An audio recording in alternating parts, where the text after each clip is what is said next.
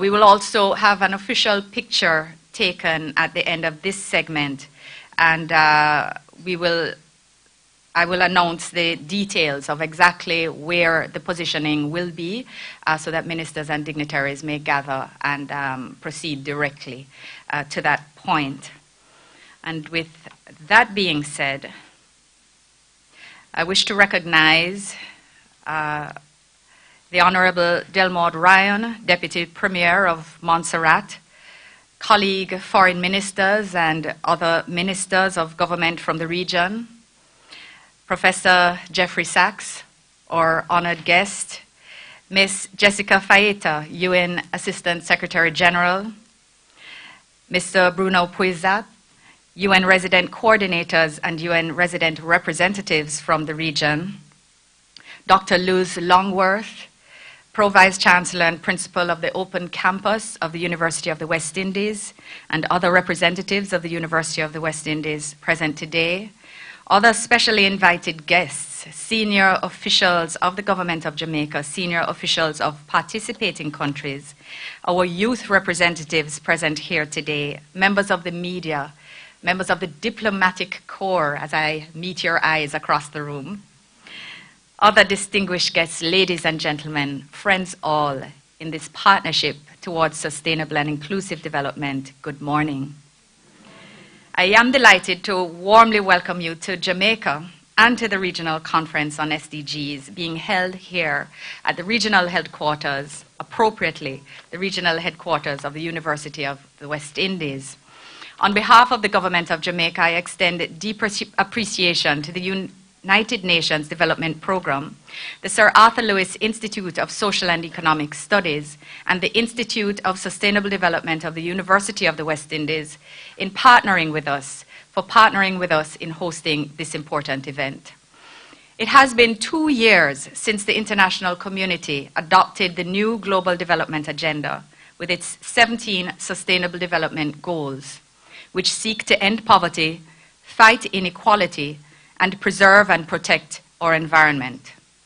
We are fully convinced that the SDGs, as the current blueprint for successfully pursuing human prosperity while respecting planetary boundaries, will provide all countries with the drive and focus to deliver on their developmental aspirations. This conference presents us here in the Caribbean with the opportunity to take stock of the progress we have made since the adoption of the SDGs and the challenges being experienced by our respective countries in attaining them. Evidence has shown that the most notable obstacles relate to data collection and analysis, as well as research-based policy formulation and implementation. Similarly, establishment of effective mechanisms for monitoring and evaluating development across the region has been an area of concern. We believe, however, that there is a growing momentum within our region to make good on the potential of the SDGs. Since the start of this year, several meetings have been held, including under the auspices of UN organizations, to explore the peculiarities of our region on the journey towards sustainable development. Our meeting at this juncture affords us a chance to consider the many issues involved and to forge partnerships with various stakeholders, local, regional, and international, to help us to address them. Over the years, we have witnessed firsthand, as a country and a region, the benefits of fostering strategic partnerships. I'm therefore pleased to see the broad range of participants, including members of the private sector, academia, youth, civil society, and other non-governmental organizations in this conference. We look forward to your active participation, which I'm certain will enrich the dialogue and identify creative and innovative ways to confront the challenges to implementation of the SDGs. Ladies and gentlemen, while work has begun on the implementation of the Global Sustainable Development Goals, we are conscious of the severe constraints this imposes on us at the national level. In recent times, many of us have felt the adverse effects of a natural disaster. Only a few weeks ago, Jamaica experienced severe and repeated rain conditions, which led to major flooding across the island, causing widespread human suffering and damage to agriculture and infrastructure. This has highlighted, in no uncertain terms, our vulnerability to the effects of climate change and the increased cost to the country to rebuild lives and livelihoods. This recurrent diversion of resources from other increasingly critical areas is a major cause for concern as we seek to create an environment for the attainment of the SDGs. Ours is not a unique situation and largely mirrors the realities of other small island developing states in particular. And it is in this context that we must support the calls for increased resources to address these urgent matters. It is an imperative that we seek new and innovative means of financing development at the domestic level, but also from sources beyond our own reach. In that regard, I particularly look forward to the discussions during the ministerial exchange, at which time the issues of financing and capacity building will be addressed directly. I'm encouraged that other critical issues affecting implementation of the SDGs are reflected in the agenda of the conference. And over the next 3 days, it is anticipated that from our dialogue on localizing the SDGs, concrete proposals will emerge to strengthen the science policy interface. Ladies and gentlemen, in our efforts to implement the 2030 Agenda for Sustainable Development, let us recall the words of former Secretary General of the United Nations, which I think effectively top and tail the discussions to be had over the next 3 days. Mr. Ban Ki-moon said, "Ours can be the first generation to end poverty and the last generation to address climate change before it is too late." Ladies and gentlemen, I look forward to our discussions this morning and thank you so much for the energy you have generated around our events over the next 3 days. Thank you.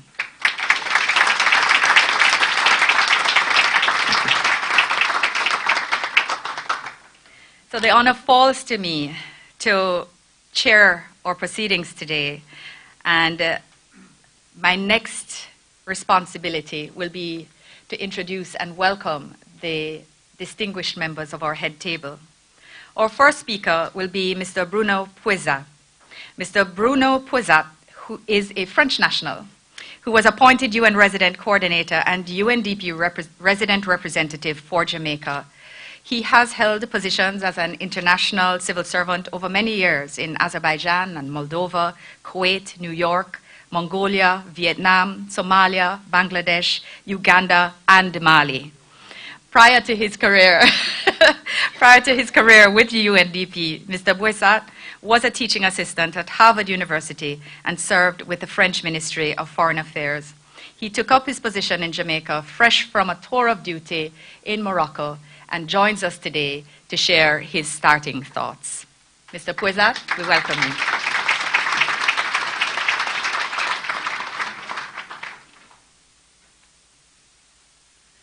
Thank you very much, Madam Chairperson. As you listed my duty stations, I felt the weight of ages on my shoulders. Honorable Chairperson, Minister of Foreign Affairs and Foreign Trade of Jamaica, Senator, the Honorable Camilla Johnson-Smith, Honorable Ministers, other heads of delegations and representatives from countries from around the region, Pro-Vice Chancellor and Principal of the University of the West Indies Mona campus, Dr. Luz Longsworth, and other leaders of the university community, United Nations Assistant Secretary General and UNDP Regional Director for Latin America and the Caribbean, Chair of the Regional United Nations Development Group for Latin America and the Caribbean, Ms. Jessica Fayeta, Professor Jeffrey Sachs, Special Advisor to the UN Secretary General for the SDGs, Conference Advisor, former Minister of Social Affairs and Employment of the Netherlands and former United Nations Under-Secretary General and UNDP Associate Administrator, Mr. Adrianus Melkert, Excellencies, the ambassadors and heads of international organizations, members of the diplomatic corps, United Nations colleagues from across the Caribbean, representatives of governments, of civil society, youth, the private sector, the media, distinguished ladies and gentlemen, good morning to all and to our foreign visitors. Welcome to Jamaica. In late 2030, in just 13 years' time, 193 nations, including all of the Caribbean, will be called on to submit their final reports on their progress in achieving the 17 Sustainable Development Goals that make up the Global Agenda 2030. These 13 years will pass in a flash.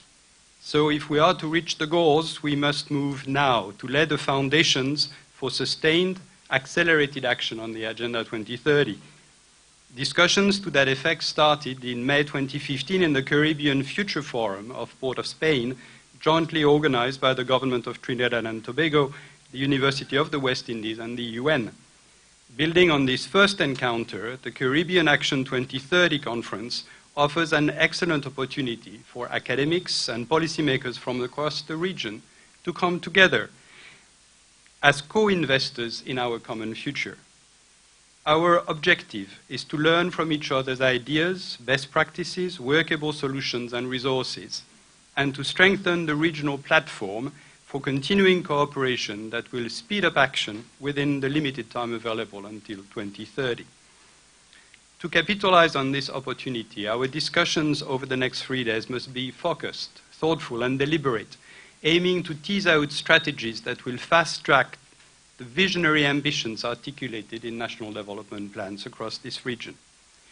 The United Nations in the Caribbean, the development agencies, funds, and programs of the United Nations in 18 English and Dutch-speaking countries in the region, on whose behalf I speak this morning, agree with our conference partners that the 4 thematic areas selected for our discussions hold much promise for success to that end. These themes are resource mobilization, capacity building for public policy and rule of law institutions, strengthening civil society engagement, and building the evidence base for policy. So why these 4 themes? The SDGs are ambitious, wide-ranging, and interdependent.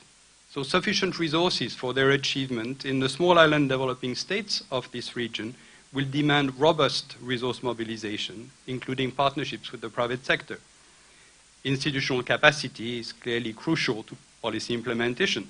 Civil society engagement, including with the youth, who by 2030 will be steering SDG achievement, will generate grassroots and advocacy, activism, and bottom-up support in favor of change. And finally, a strong evidence base is required for policy to achieve maximum impact. A greater focus on these 4 cross-cutting critical areas would generate for the people of the Caribbean tangible benefits across the economic, social, and environmental dimensions of life, and for the region, considerable gains towards the SDGs by 2030. 20 United Nations development agencies, funds, and programs that work across those 18 Caribbean countries and territories have now joined forces to better help the region achieve Agenda 2030. Elaborated with our national partners, our coordinated response for the next 5 years, the United Nations Multi-Country Sustainable Development Framework in the Caribbean, channels the resources and technical expertise of the UN towards 4 pillars: an inclusive, equitable, and prosperous Caribbean, a healthy Caribbean, a safe, cohesive, and just Caribbean, and a sustainable and resilient Caribbean. These thematic areas are strategically aligned to the SDGs and will specifically address areas that are crucial across the Caribbean, such as education, social protection, and economic opportunities, universal access to equitable, quality health services and healthy nutrition, reform of security and justice institutions focusing on corruption, citizen security, and social cohesion, natural resources management and protection, sustainable use of terrestrial, coastal, and marine ecosystems, renewable energy systems, and inclusive and resilient societies. Achieving the SDGs will transform everyone's life, and everyone has a role to play in achieving the SDGs. Indeed, it will take everyone pulling together to secure these ambitious targets. That is why it was essential that this conference gather academics and policymakers, development partners and civil society, the private sector, and the media. And it was particularly important that the voices, the realities, the capacities of often marginalized populations, women, children, youth, older persons, persons with disabilities, vulnerable groups, are heard and reflected on in the search for solutions. In conclusion, let me express our gratitude to the 3 parties which have worked together to bring us here today. the government of Jamaica, with particular thanks to the Most Honorable Prime Minister, to our dynamic chair, the Minister of Foreign Affairs and Foreign Trade, and to the Permanent Secretary and her team at the Ministry, the team at the University of the West Indies, and particularly the Sir Arthur Lewis Institute of Social and Economic Sciences, ably led by Professor Audrey Henry Lee, and my UN colleagues across the Caribbean, many of whom will be chairing discussion panels. UNDP played an essential support role, equally ably led by the UNDP Jamaica Deputy Resident Representative, Dr. Elsie Lawrence Shunoon. We're particularly grateful to all the participants for their continuing trust and support, particularly the ministers and other national delegates, whom I am delighted to welcome to Jamaica. Finally, among many, I must mention three individuals. Professor Jeffrey Sachs, Senior Advisor to successive United Nations Secretaries General, who's played a central role in the international discussions around the Millennium Development Goals from 2000 and now around the SDGs. In these uncertain times for international cooperation, his is the voice of passion, conviction, optimism, and also reason. My boss, United Nations Assistant Secretary General, UNDP Regional Director for Latin America and the Caribbean, and Chair of the Regional UN Development Group for Latin America and the Caribbean, Ms. Jessica Fayeta, who arrived from New York at 1 a.m. this morning, and will be landing back in New York at 1 a.m. tomorrow morning, but insisted on coming to support us. And our conference advisor, former Minister of Social Affairs and Employment of the Netherlands and former UN Undersecretaries General and UNDP Associate Administrator, Mr. Ad Melkert, who's been holding our hand in preparing this exceptional event. The United Nations in the Caribbean is convinced that while the SDGs are ambitious, they're achievable throughout this region within the remaining time frame. We look forward to the coming discussions in helping shape a lasting framework agreement for accelerated action at the regional and national levels. And we commit to the governments and the peoples of this region to continue supporting their efforts across the Caribbean to uphold the Global 2030 Agenda commitment to leave no one behind. Thank you very much.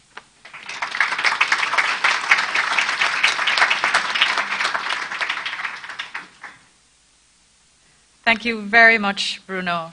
I think your words really set the right context for us to proceed with our other presentations this morning. Ambitious but achievable. This is a point. We have to remain focused. It now falls to me to welcome Dr. Luz Longworth, Pro-Vice Chancellor and Principal of the UWI Open Campus. Dr. Longworth has over 25 years of experience in both academia and business in Jamaica, the BVI, and Belize. As a senior administrator at the University of the West Indies, she has served in various posts at the Mona and Open campuses, including Director of the School of Continuing Studies, Director of the UWI Open Campus Country Sites, and as Director of the UWI Mona Western Jamaica Campus in Montego Bay. Dr. Longworth's research includes leadership development, change management, and organizational development and transformation. You understand why she's so important to our panel this morning. Dr. Longworth, I welcome you. Thank you.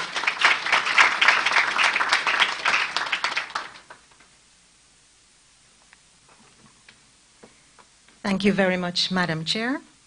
And I will start by recognizing you, Senator the Honorable Kamina Johnson-Smith, Minister of Foreign Affairs and Foreign Trade, Honorable Delmaud Ryan, Deputy Premier of Montserrat, distinguished ministers of government of our Caribbean countries, other officials, members of the Senate, Mr. Bruno Pueza, UN Resident Coordinator, Ms. Jessica Fayeta, Assistant Secretary General and Director of the UNDP Regional Bureau for Latin America and the Caribbean, members of the Diplomatic Corps, other distinguished representatives from the other countries of the Caribbean, UWI colleagues, particularly our hard-working team from Salises, members of development agencies, our youth, members of the media, ladies and gentlemen, a very warm good morning to you.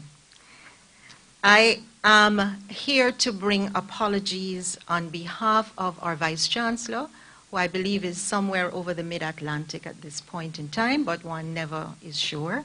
He moves very quickly.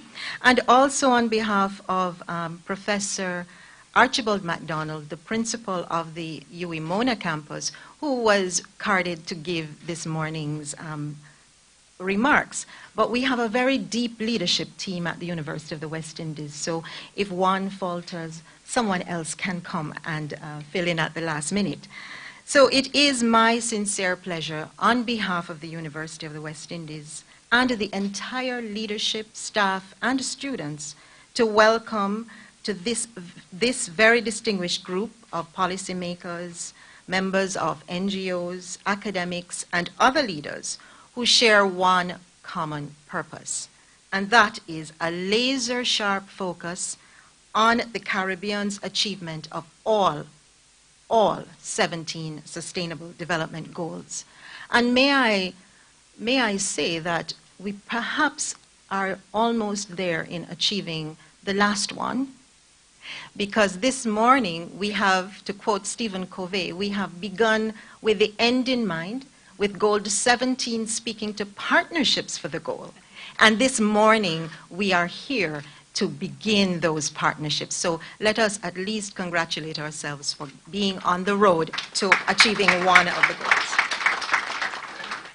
The University of the West Indies is extremely pleased to partner with the government of Jamaica, and we here thank our Honorable Prime Minister and welcome him in his absence to the University of the West Indies, to his alma mater, the United Nations, and other stakeholders for 3 extremely rich and packed days of discussion and action planning towards the full implementation of the SDGs by 2030. If I may be allowed to channel our Vice Chancellor a little bit, I crave your indulgence to historicize this moment of convergence that we are witnessing today. On Friday, July 3rd, 2015, almost 2 years ago, the UWI had the distinct honor of hosting then Secretary General of the United Nations, Mr. Ban Ki-moon, at a Caribbean Youth Forum held at the UWI's Cave Hill campus, and I was very privileged to be present at that historic moment.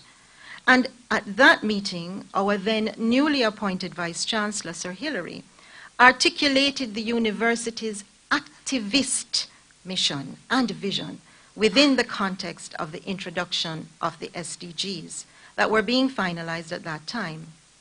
On that occasion, Sir Hilary asserted, and I quote, UWI's hosting of the event underscores the close collaborative ties between the 2 institutions and augurs well for future joint undertakings. He pointed to long-standing support and research funding which the UN has provided to the UWI through enterprises such as the Center for Resource Management and Environmental Studies and the Sir Arthur Lewis Institute for Social and Economic Studies. The engagement with our young people on that occasion with the Secretary General was entitled Caribbean Youth Speak, the World We Want post-2015. And here we are now really looking at the world we will have in 2030. It is therefore extremely satisfying to see that this projected collaboration and inclusion of our youth is being manifested in this week's Caribbean Action 2030 Regional Conference. Since the launch of the Sustainable Development Goals, the UWI has fashioned a new strategic plan within the frameworks of the SDGs as well as the CARICOM framework, guiding our ultimate vision of revitalizing Caribbean development through a AAA strategy, providing expanded access to education, aligning the University of the West Indies research and teaching to the developmental goals and needs of our countries, and being an agile institution that will capitalize on all opportunities to improve the region's growth prospects. The UWI, therefore, is pleased to join in this call to action, which brings together in this very appropriate location of the regional headquarters of the university all partners who can make a difference to the fulfillment of this ambitious Caribbean Action 2030 agenda. If the region is to achieve the goals and objectives set out in the SDG framework and to unleash social and economic development and growth in our region, our institutions must become activist, not just active. They must become activist and interventionists in all areas that affect the growth of our region. As one of the most established institutions of higher education, if we could rise to welcome the Prime Minister. Good morning, everyone.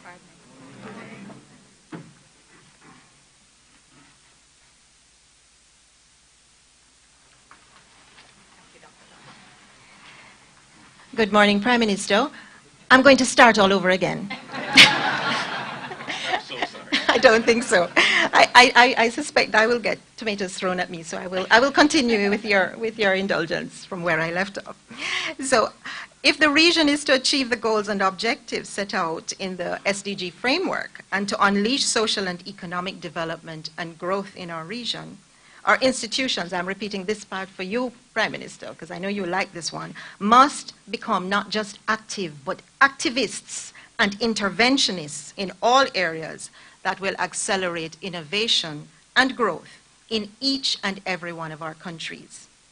For that reason, the UWI has embarked on a deliberate and very carefully crafted strategy to engage in the areas that will have the most impact on achieving the SDGs.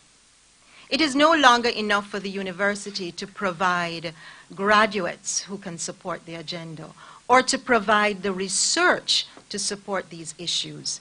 The UWI must now and is now becoming an active player, partnering with governments, regional and international organizations, and other institutions in areas that will move the needle on the key issues of economic and social growth, which will lead to just, peaceful, and prosperous societies. We have already inserted ourselves in issues that are of immediate and important concern to our countries, from the threat of the sargassum weed to our tourist industries, the Zika virus that threatened the health of the region, the implications of Brexit for economic development of the region, the issues of de-risking in the banking sector, and others. The creation of partnerships, which is why our Vice Chancellor is so peripatetic, on all continents to harness the possible expertise that we can pull into our region, has led to the formation of the State University of New York UWI Center for Leadership and Sustainable Development in September 2016, where we had the pleasure of Ms. Faeta's presence. We have also formed joint centers in Africa, East Africa and South Africa, China, and we are well advanced in discussions with Europe and Latin America, where the UWI will have not just partnerships, but a presence in those continents. These partnerships are strategically placed to put together intellectual, human, and other resources in our joint efforts to successfully address each of the Sustainable Development Goals in the Caribbean. The UWI is uniquely placed in this region to enable and support the work of the United Nations in the region through our research, through student exchanges, program development, and importantly, through innovative partnerships on data and statistics for the implementation and monitoring of the Sustainable Development Goals in the Caribbean region. We therefore congratulate all the partners who have come together in this regional conference on their own commitment to working together, pooling our knowledge and other resources for the ultimate goal of building happy, peaceful, productive, and sustainable societies. The UWI is honored to be integral to this process, and we wish all participants and presenters an enriching and truly productive 3 days, out of which will come action and actionable plans that will be implemented as we begin the process of transforming our beloved Caribbean. Thank you.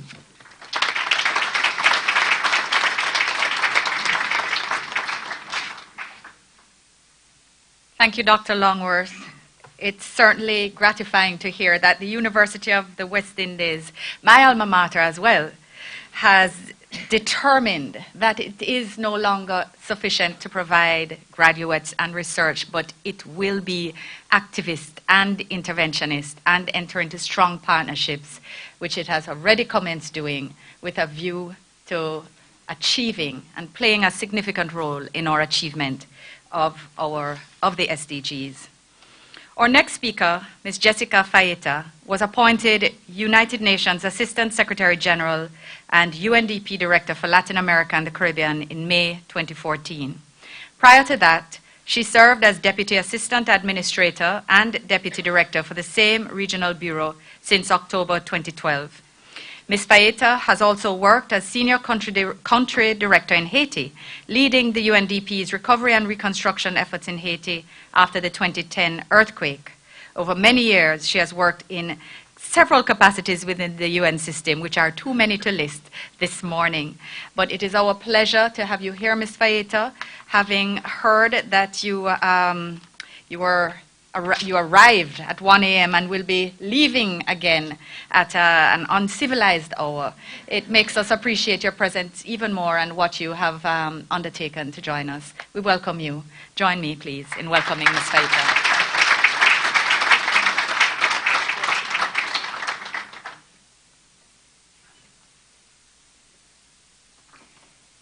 Good morning, Prime Minister of Jamaica, the Most Honorable Andrew Holness, Senator, the Honorable Kamina Johnson-Smith, Minister of Foreign Affairs and Foreign Trade of Jamaica, Vice Chancellor and Principal of the University of West Indies, my colleague Bruno Puesat, the Resident Coordinator, Honorable Ministers of Government from across the Caribbean and other authorities, distinguished guests. I look forward to listening to all your speeches, and all the colleagues from the UN system that are here that have put a lot of effort into this conference, and many of the distinguished guests that we have. Good morning.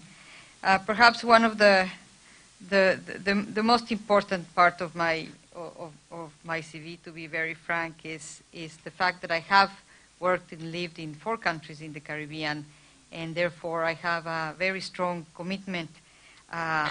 I don't claim a full understanding, because one can never understand all the Caribbean, but certainly that it's one more reason why I'm here this morning, and even though it's a very short, it's always for me a pleasure to be back here in Jamaica. I want to salute in particular the personal commitment of the Honorable Prime Minister and the Minister of Foreign Affairs in making this event a success. And I certainly welcome all the national delegations that have converged in this occasion in the beautiful city of Kingston. I am convinced that this conference, aptly branded Caribbean Action 2030, will encourage and facilitate accelerated action across the Caribbean region on the 17 goals, targets collectively developed and agreed upon by 193 countries in 2015. Thank you.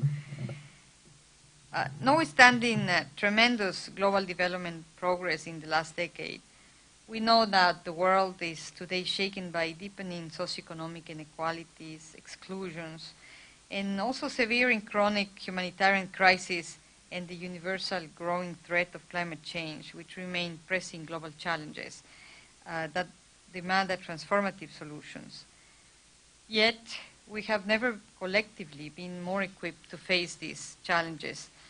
And the Agenda 2030 is our shared global strategy for ending poverty, for protecting the planet, and especially for ensuring that all people enjoy peace and prosperity, not only in this generation, but future ones, and is therefore equally relevant across the Caribbean region.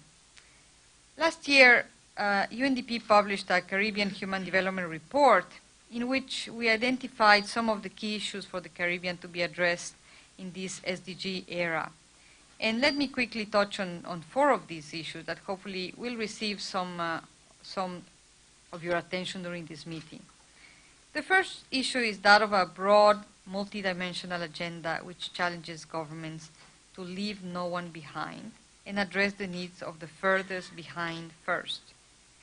For example, a report made the point that women, youth, the elderly, children, and indigenous people are the most vulnerable in the Caribbean society and are at higher risk of poverty, violence, low participation in political and social life, and exclusion in labor markets. We know that youth unemployment, for instance, ranges from 10 to 47% in this region, and that youth female unemployment rate is even higher, notwithstanding the fact that young women are performing better than young men in the education system, and I'm sure our friends from the university can attest to that. So addressing such issues require holistic, multidimensional, and targeted policies that address the structural barriers to creating employment in the Caribbean, including addressing the issue of slow economic growth. It, of course, also requires developing progressive social programs that addresses health, education, the economic needs of young women and men. A second issue is the challenge of making evidence-based decision-making in the region. We know that Caribbean is particularly challenged on the issue of data availability, access, and quality, and the Minister of Foreign Affairs already mentioned this. And building strong national statistical systems will be very important, not only for developing more targeted integrated policies, but will be critical for monitoring and reporting on progress achieved on the SDGs. The third issue is financing the SDGs.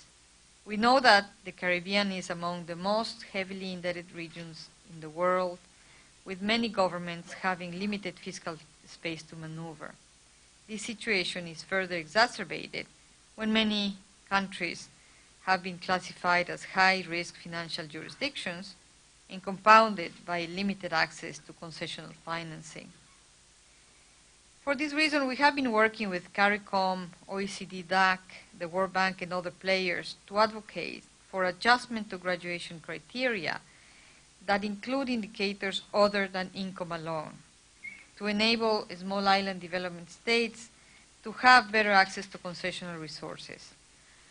But equally important will be to provide support to the Caribbean to access existing financial resources such as the Global Climate Fund or other vertical funds. And the Caribbean state also need to make better use of domestic, public, and private resources as agreed under the Addis Ababa Action Agenda for Financing for Development. And in this context, I'm particularly heartened to see that resource mobilization is one of the areas of discussion at this conference. We know that there are no easy solutions for financing for the SDGs, but this is certainly a critical area of intervention in this region, which requires concerted and coordinated action.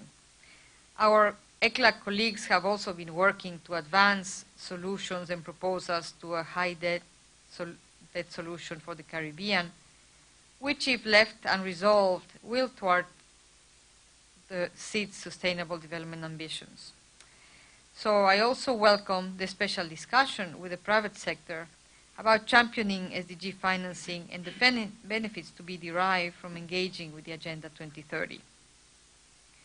Finally, the issue of implementation. Already countries in the region, like many SIDs in other parts of the world, are constrained due to limited human, institutional, and technological capacities. The so-called implementation deficit requires urgent attention in this SDG area, which is much more all-encompassing and complex. This will require finding new ways of working and stronger partnerships, not only in government, but with the private sector, civil society, and the international community.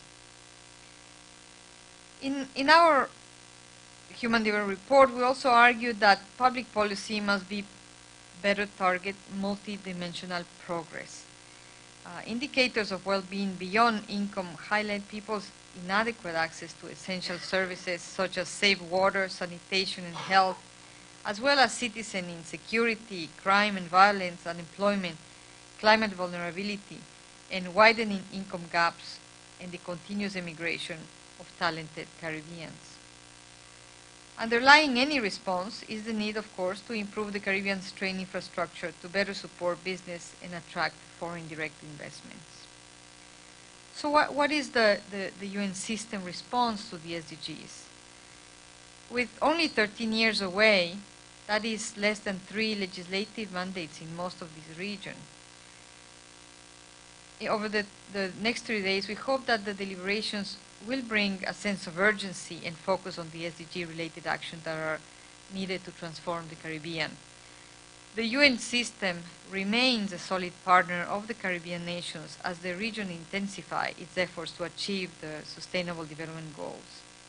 One tangible expression of this commitment is our recently approved multi-country sustainable development framework, which is our common programming instrument developed and signed this year with the full involvement of the Caribbean states, and which is fully aligned to the SDGs, the Samoa Pathway, and as well as the CARICOM and the OECS strategic plans.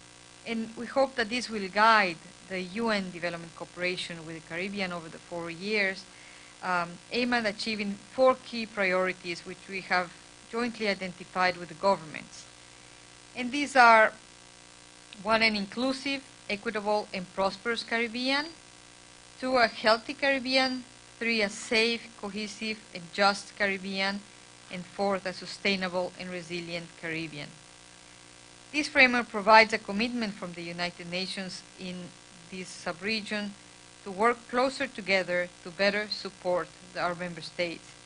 This conference starting today is one manifestation that we can achieve if we work together. The UN system is also placing at the service of the countries of the region our global network of human and financial resources to facilitate the strategic action on the SDGs. Particularly, we are offering our expertise in mainstreaming, accelerating, and developing policy. We call this the MAPS framework, towards landing the SDGs in the countries. The MAPS framework helps governments assess the alignment of national policies with the SDGs, and more importantly, outline clear strategies for accelerating implementation of the SDGs. UNDP, working closely with the UN system and at the invitation of government, has already undertaken 3 of these missions in the Caribbean so far, 1 in Jamaica, in Trinidad and Tobago, and Aruba, and we look forward to responding to the remaining requests from the Caribbean for similar missions this year to help the countries develop a SDG roadmap that can guide national efforts towards mainstreaming the SDG goals into national plans and identifying the interventions that have multiple dividends, hitting as many goals and targets as possible. So as you get down to the business of deliberating Caribbean Action 2030 over the next 3 years, your agenda will provide a solid foundation for energizing around the Agenda 2030. We hope it will also mark a new beginning for accelerated and visionary action leading the Caribbean towards the world we want, a world that leaves no one behind by 2030. Thank you very much, and best wishes for a very good conference.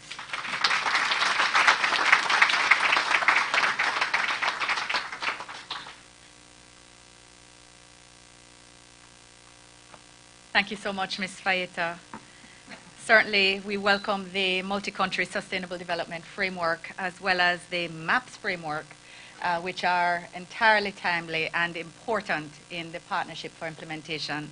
And of course, I'm sure every country within the Caribbean that is represented here today, and those which are not, are grateful for the continued and increased partnership of the United Nations system with us in this road to the SDGs. I am committed to ending poverty in Jamaica in all its manifestations: poverty in spirit, poverty in thinking, poverty in living, poverty in the necessities of life. It is prosperity to time now. These are the words of the Most Honorable Andrew Holness, ON, MP, Prime Minister of Jamaica. Said in September 20, 2015, a full year and some months before he ascended to his role as the 9th Prime Minister of Jamaica on February 25th, 2016.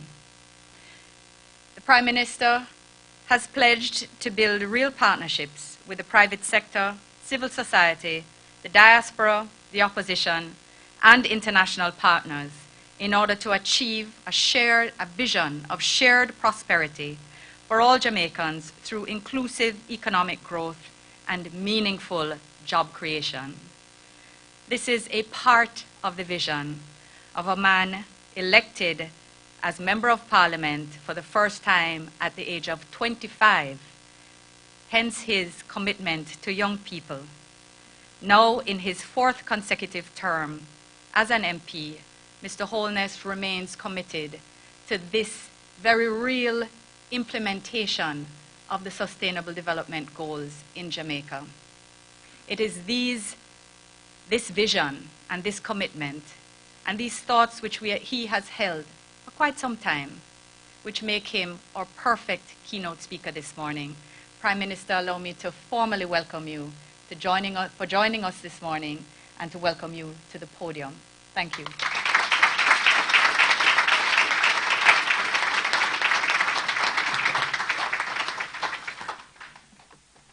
Thank you, Minister, for reminding me of those words. You know, I borrowed some of them from Professor Sachs. In fact, while I was a student here, not so long ago,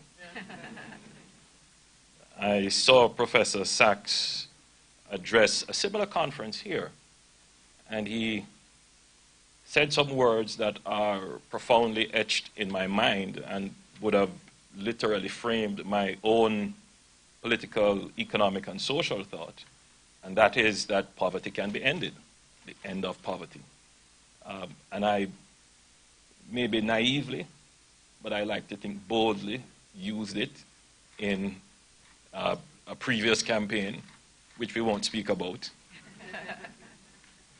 But then I refined it a little bit and added to the, well, there you go.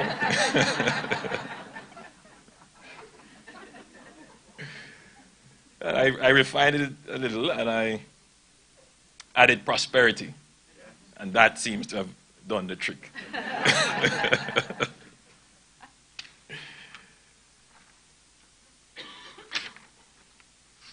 The Honorable Delmord Ryan, Deputy Premier of Montserrat, my own Minister of Foreign Affairs, Senator the Honorable Kamina Johnson-Smith, Ministers of Government from the region, Ms. Jessica Faita, UN Assistant Secretary General, thanks for being here. I know you must have a blistering schedule, but we are appreciative of the fact that you have taken the time to be here. UN resident coordinators and UNDP residents, representatives of from the region, members of the Diplomatic Corps, Professor Archibald MacDonald, Pro Vice Chancellor, and Principal of the University of the West Indies, specially invited guests, senior officials of participating countries, senior officials of the government of Jamaica, youth representatives, members of the media, other distinguished guests, ladies and gentlemen, be assured I did not leave anyone behind. I'm very pleased to be here at the opening of this important regional conference on the 2030 Agenda and its 17 Sustainable Development Goals, SDGs. This conference is timely and affords the opportunity for the Caribbean to take important decisions on the localization and implementation of the 2030 Agenda for Sustainable Development. The SDGs are aligned with key development concerns and priorities of the region. These include economic growth, equity, security and safety, good health, world-class education and training, good governance, innovation-driven societies, environmental sustainability and climate change response. Indeed, the goals are considered a game changer for global development and for advancing the sustainable prosperity of our islands and coastal states. Let us, for a moment, take a panoramic view of the Caribbean. What do we see? White and black sand beaches, fertile vegetation, tall and majestic mountains, and other wonderful and diverse landforms, such as the Blue and Drunkard Mountains right here in Jamaica. And for our visitors, if you have the time, please go and visit. The Pitch Lake in Trinidad, Harrison Caves in Barbados, and we could go on. We will also see hardworking and industrious people, filled with not just warmth, but creativity and talent. This, however, is only a piece of the picture. If we take a more microscopic view of the region, we will see some real challenges. Low levels of economic growth, high levels of debt and rising poverty, unemployment, unattached youth, the increasing incidence of lifestyle diseases, and of course, crime and violence. Additionally, our countries have other intrinsic economic, environmental, and social vulnerabilities due to size. These include limited natural resource base, significant competition for land use, dependence on major economic sector on the natural environment, fragile ecosystems, and a high concentration of people and infrastructure in coastal zones. Globally, fast technological progress and deepening globalization have created opportunities for some, but profound challenges for others, including for young people who struggle to find work. Many countries are being affected by severe natural disasters, and with climate change, we can expect worsening weather events. A significant number of countries are experiencing violent conflicts, causing loss of life, major development setbacks, and the displacement of people on a huge scale, which also impact us directly and indirectly. In this, the world that we now live in, we must ask ourselves, is this the world we want to see in 2030? I will certainly tell you that this is not the legacy I would want to leave behind. Allow me to share my vision of Jamaica, and indeed the entire region.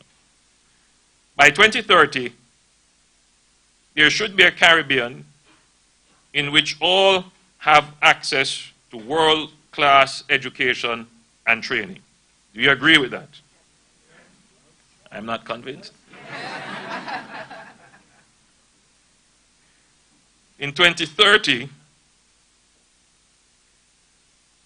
the entire Caribbean should have healthcare and equal opportunities in safe and just societies that are underpinned by trust, love, respect, and tolerance.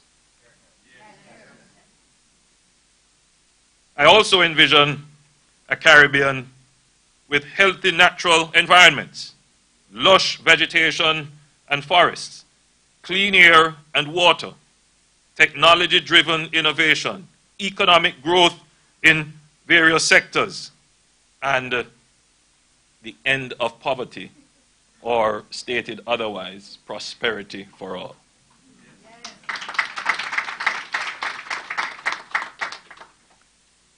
As you would have observed, economic growth forms only a part of the picture, a part of the vision. We are conscious that for development to be sustainable, there must be focus on the social as well as the environmental dimensions. The SDGs are an important framework for reminding us of the interconnections that enable development to be sustainable. In framing the Caribbean we want, I would like to make specific reference to Goal 8, decent work and economic growth, and Goal 16, peace, justice, and strong institutions. Why does this matter? These goals are all-encompassing as they recognize that the achievement of the SDGs will depend on promoting sustained and inclusive economic growth and full and productive employment and decent work for all in peaceful and just societies. My fellow Caribbean citizens, I am sure that you agree with the vision I have put forward for the Caribbean in 2030. We know that achieving a sustainable future for all requires extensive work and commitment. Strong national policies that integrate the three pillars of development: economic, social, and environmental. In other words, agricultural policy, for example, must include economic, social, and environmental objectives and must be formulated in such a way that negative impacts on the environment are either minimized or eliminated. Then we must look at transformational leadership to ensure a coordinated and strategic approach. We must look at capacity building and adequate financing across all sectors. Monitoring and evaluation. That is the ability to know what we're doing and whether we're doing it right in order to take corrective action where necessary and to share best practices for continuous improvement. And of course, effective partnerships. Inclusive of public and private partnerships, civil society, academia, as well as our development partners. In Jamaica, through the Partnership Council, among other initiatives, we are ensuring that the opposition, private sector, unions, civil society, and academia are engaged in the dialogue. I am aware that as part of this regional conference, there will be a youth forum. I want to make a special appeal to the young people here. You have a critical role to play in the realization of the SDGs.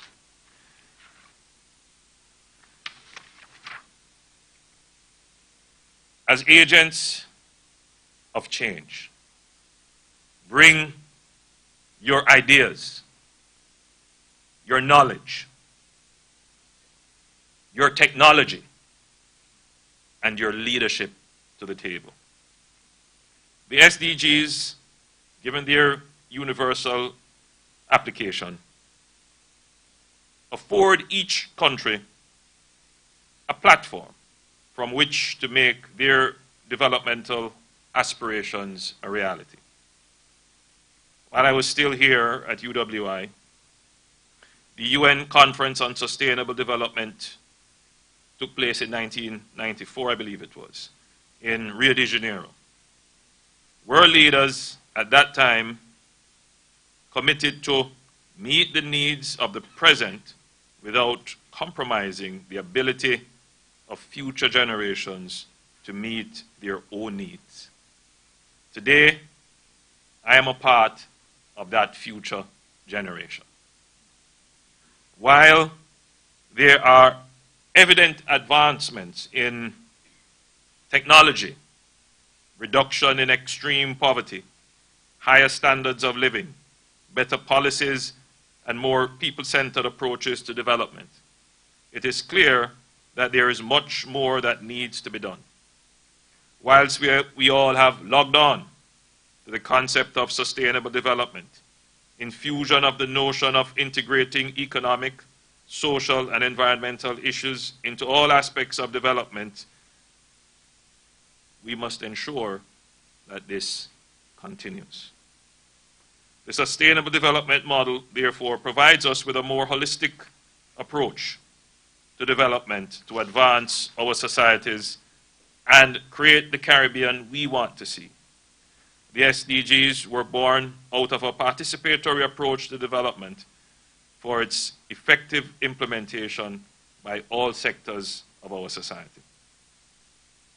I will at this juncture make specific reference to Jamaica's commitment to advancing the 2030 Agenda. Through our National Development Plan, Vision 2030 Jamaica, which was promulgated in 2009, we have already embarked on the implementation of the SDGs. Vision 2030 is visionary, insightful, strategic, and practical, and was designed to make Jamaica the place of choice to live, work, raise families, and do business. And I have informally attached to it, retire in paradise. I hope the PIOJ formally adds that so that we incorporate our seniors. The implementation framework of Vision 2030, the medium-term socio-economic policy framework, or MTF, outlines the priority strategies and actions that are to be implemented every 3 years. In 2015, during the development of the third MTF, the global goals were aligned with the national goals and outcomes contained in Vision 2030. The UN mission in October 2016 to assess Jamaica's readiness to implement the SDGs concluded that Jamaica would do its best or will do its part in implementing the goals if it implemented Vision 2030. A new tagline under Vision 2030 Jamaica was created to better solidify the linkages between our vision and the SDGs. And that tagline is Vision 2030 Jamaica, advancing the implementation of the SDGs, leaving no one behind. I shared the experience of Jamaica so that as a region we can learn from each other as we take this collective journey. We must continue to work together to advance our development, adopt and adapt as necessary good practices, and develop partnerships for shared prosperity.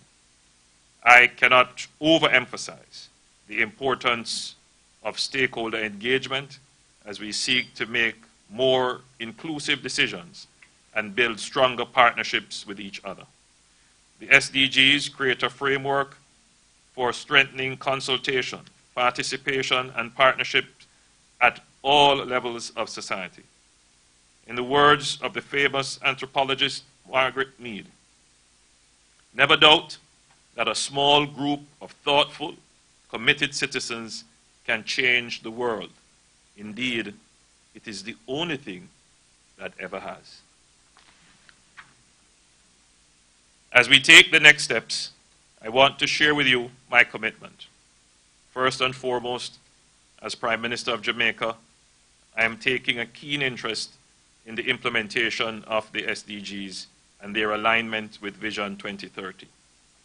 Earlier this week, the government received a progress report on the implementation process of the SDGs, and from the Planning Institute of Jamaica.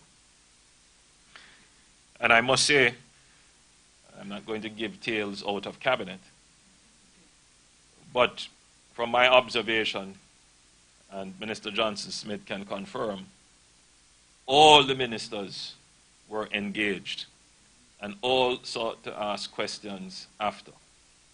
I was amazed.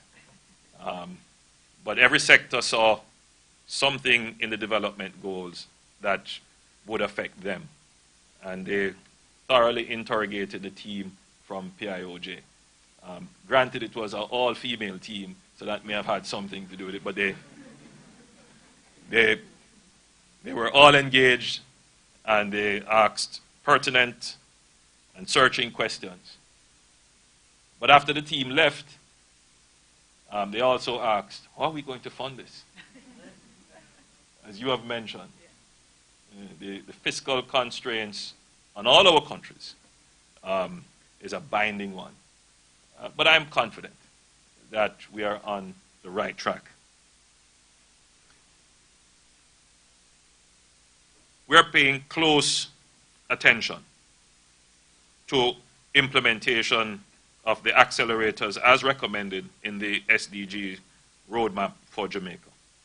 Some of these include strengthening the outreach efforts of social protection programs, expanding care services for children and the elderly, pursuing multidisciplinary non-communicable diseases prevention efforts, strengthening the judiciary and police systems, supporting MSMEs, strengthening the land use management system, building on disaster and climate risk management efforts, enhancing public awareness for the importance of the natural environment to socio-economic development. I've mentioned these accelerators for another reason. The progress of the implementation of these provides yet another opportunity for us to share with our Caribbean counterparts the lessons we have learned. We can also learn from you in those areas in which you are currently implementing strategies for attaining the SDGs.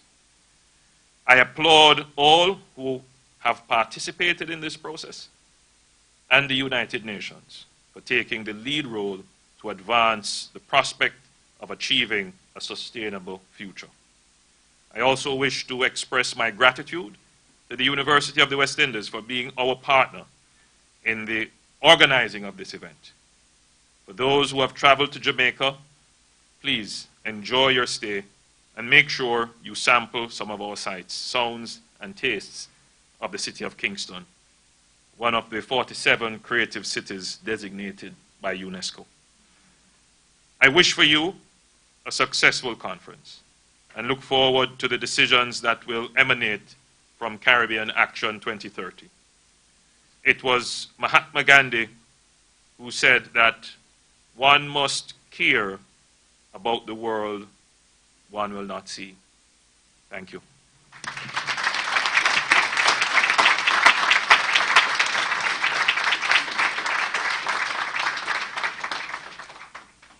Thank you, Prime Minister. And allow me to clarify that that all-female team speaks to the level of excellence of the team and their ability to engage a specific audience effectively. Thank you, Prime Minister. Thank you for reminding us of the importance of transformational leadership, of capacity building, of monitoring and evaluation in order to ensure that we're doing the right things and doing them well. The importance of sharing best practices and of strategic partnerships, some of which are reflected here today.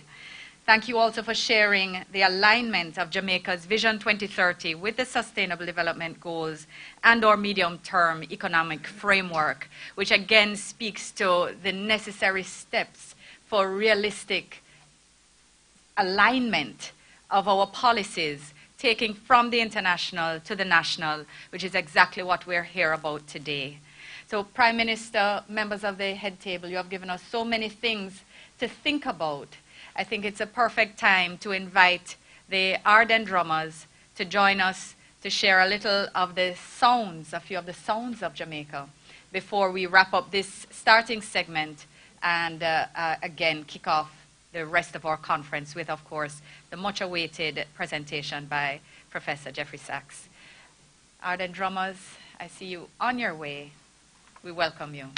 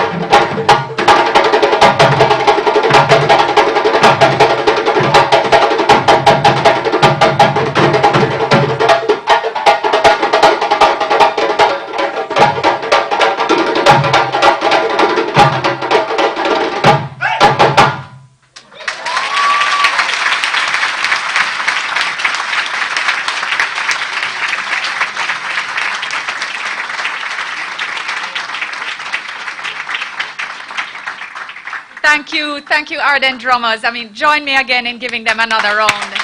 Just awesome.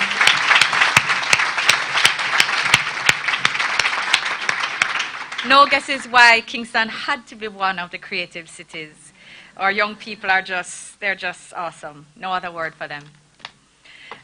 Ladies and gentlemen, we now have come to the close of this morning's opening ceremony.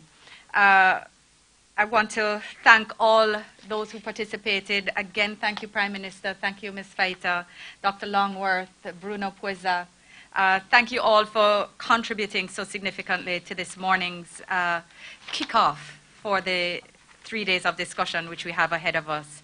I want to say thank you to all the young people, academics, members of the private sector, diplomatic corps, all of you who have come and given of your energy to place us in the right space this morning. We look forward to the sharing of best practices, to the further entrenchment of our partnerships and the development of new ways of doing things, taking us into the next phase, given that we only have 13 years and we've been reminded less than 3 legislative terms, I believe, Ms. Feita, to focus the political minds in the audience. We want to share with you again on the point of youth, the youth perspective as we draw to a close.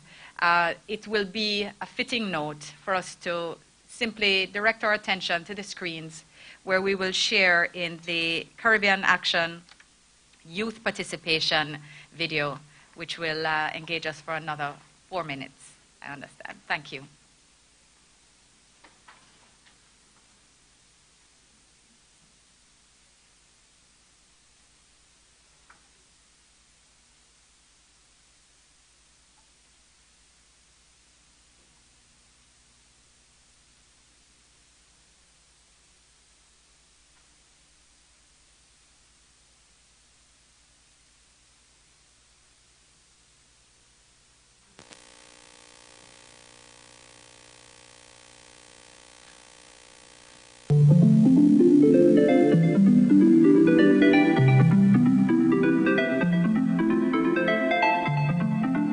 The hopes, dreams, and aspirations of a new generation of Jamaicans who know what they want and are willing to work towards it.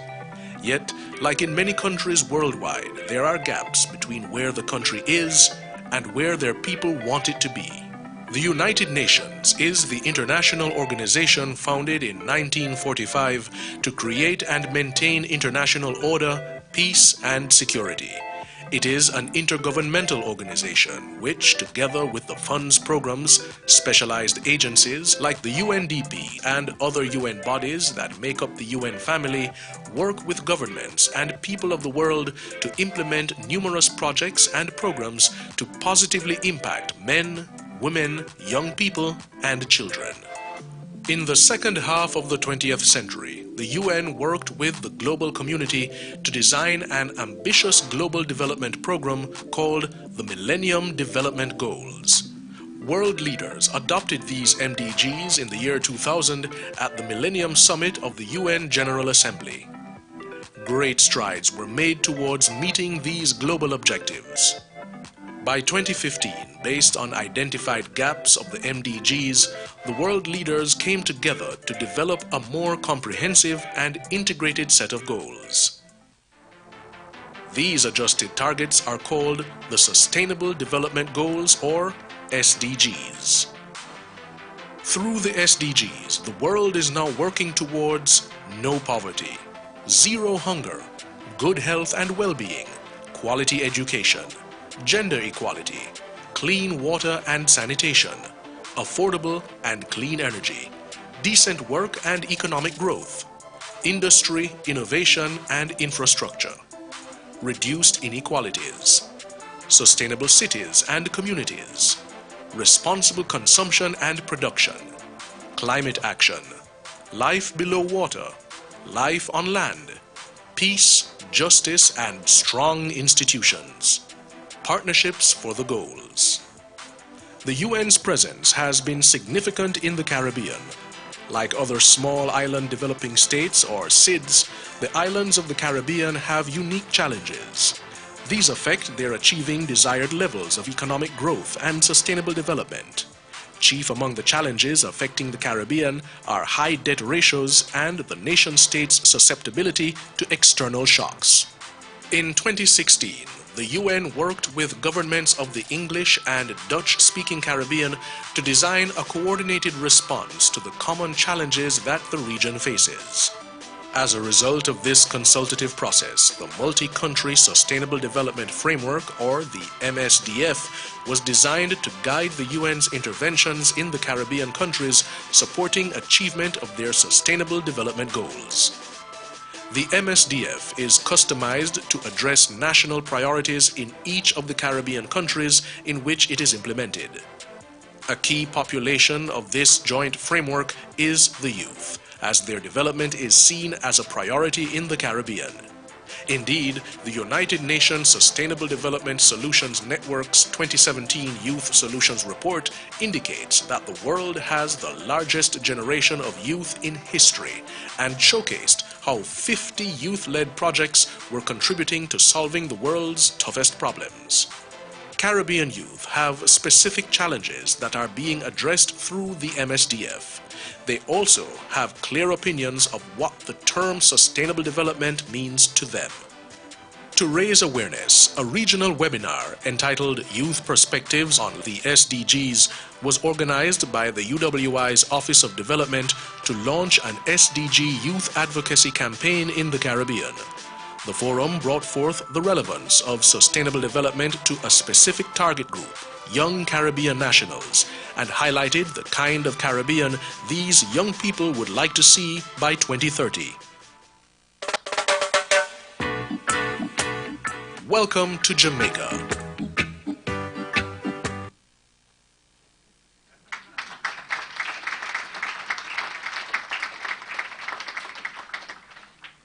Thank you very much to the UN for sharing this video with us. Our final housekeeping matter is to invite the Prime Minister, heads of delegation and ministers, as well as Professor Sachs, to proceed directly to the base of the stairs at the foyer for our official conference photograph immediately as I step away from this podium. So, ladies and gentlemen, we look forward to a productive 3 days. Thank you again for coming. We welcome you to Jamaica.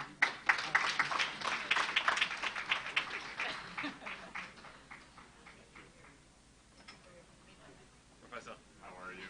Congratulations. It happened.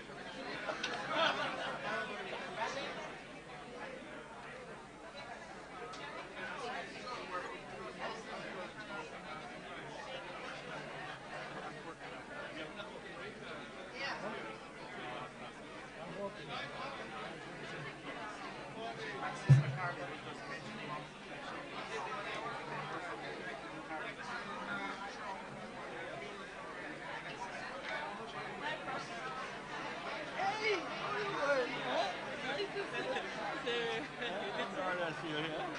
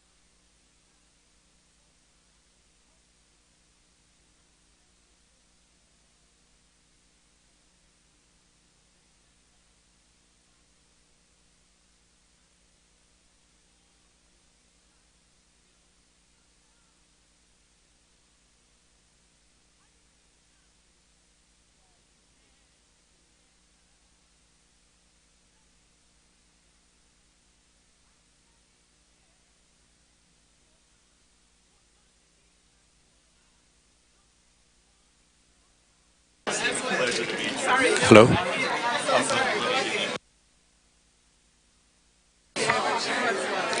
Colleagues, please take your seats. We want to begin this session. We are running a bit behind time, and we want to end at the time that we had originally planned.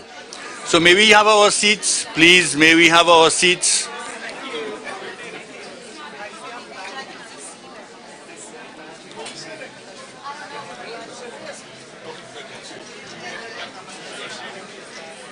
I want you to take one of me and Professor Sachs too. All right.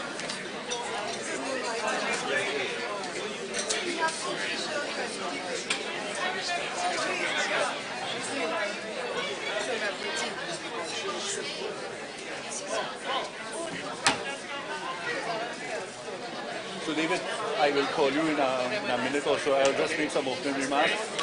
Then we start, okay? May I have some juice in this mic, please? Who's responsible for this? Can we have some volume in the microphone at the podium, please? Hello, hello.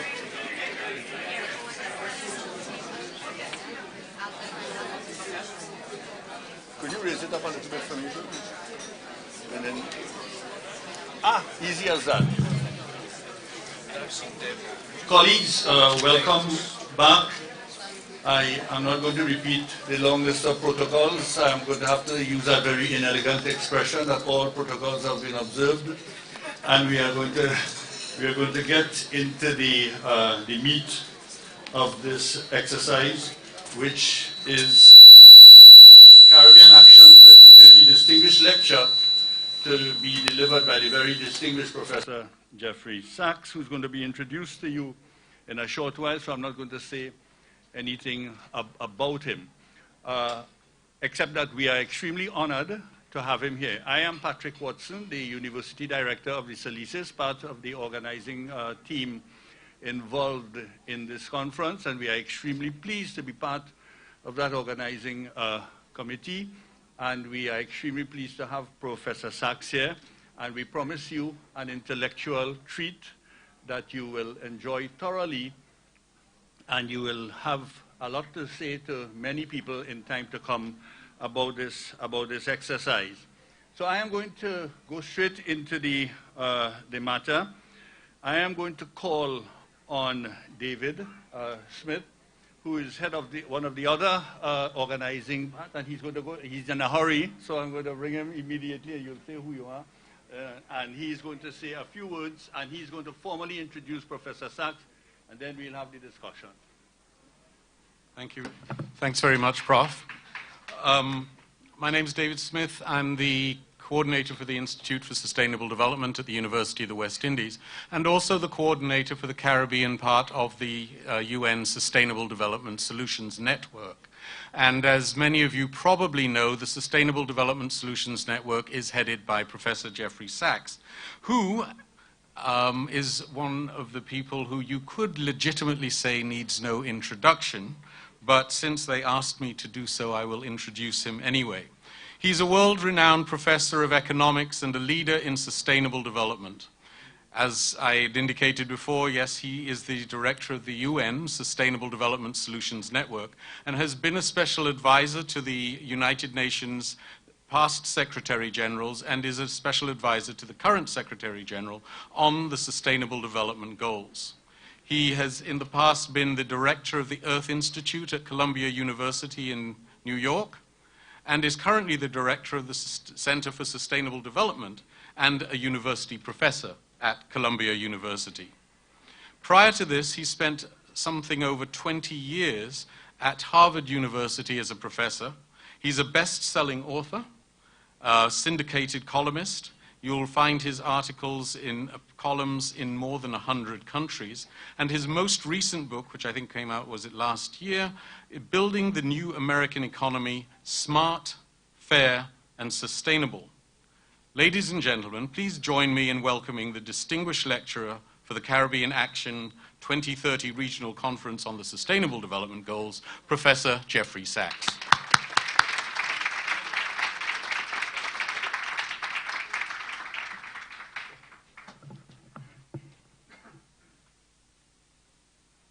I'd like to thank all who are involved in putting on this very important conference for the wonderful success of mobilizing the interest throughout this community, throughout the Caribbean region, and also throughout the United Nations.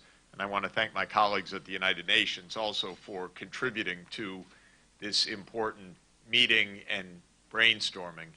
It's really, well, it's always a great pleasure for me to be at UWI and in this room, which I know well, and this great university, this wonderful country. I always come, and I hope today will be the same, in a spirit of wanting to learn from you about the challenges and ways that we, especially in the international academic community, and I, in this context, represent the UN Sustainable Development Solutions Network, which David Smith heads for us in this region, and we're very, very grateful. And also, on behalf of the UN and the UN Secretary General, ways that we can help this region to achieve its purposes. And we heard very inspiring words already from the Prime Minister, and he gave me good advice on better book titles. Rather than The End of Poverty, it should have been The Age of Prosperity, and I would have sold more books. But I take the point, and we really did hear a very eloquent and very, very talented political leader talk about the vision for the year 2030. I think that that is our starting point, not only because the United Nations adopted Sustainable Development Goals, which you see everywhere in the building and on display for the year 2030, but because it's really important to have goals, and goals that have dates, and goals that are bold, because that's a mobilizing factor for society.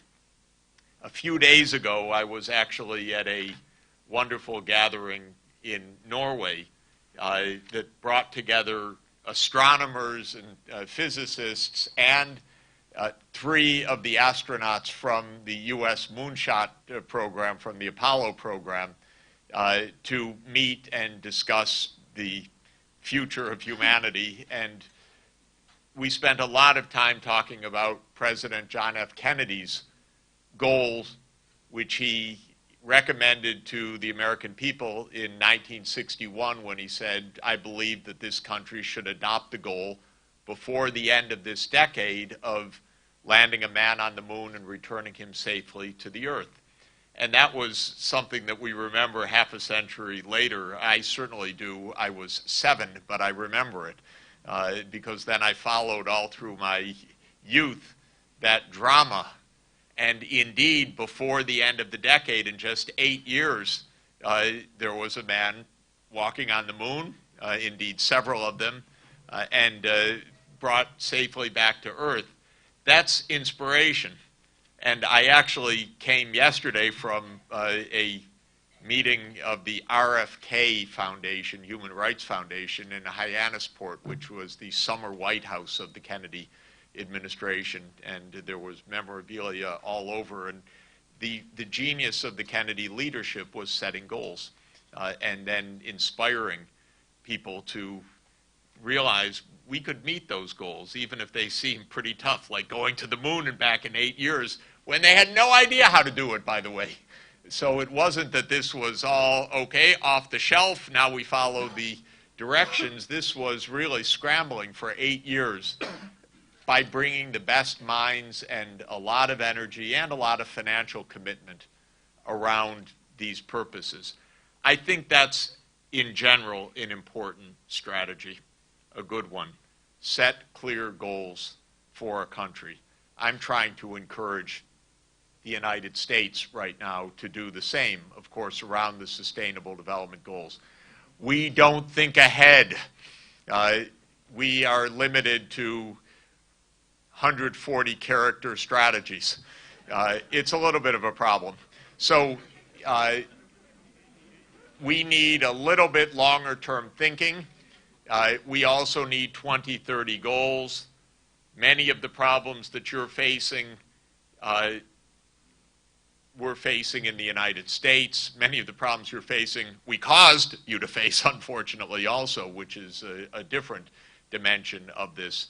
But we're facing a lot of the problems of inequality, a lot of the questions of job creation for young people, especially in an age when technology is changing very, very fast, how to achieve quality education for all children. We're obviously in the midst of a national debate, one could say almost a mental breakdown over SDG 3, which is universal health care.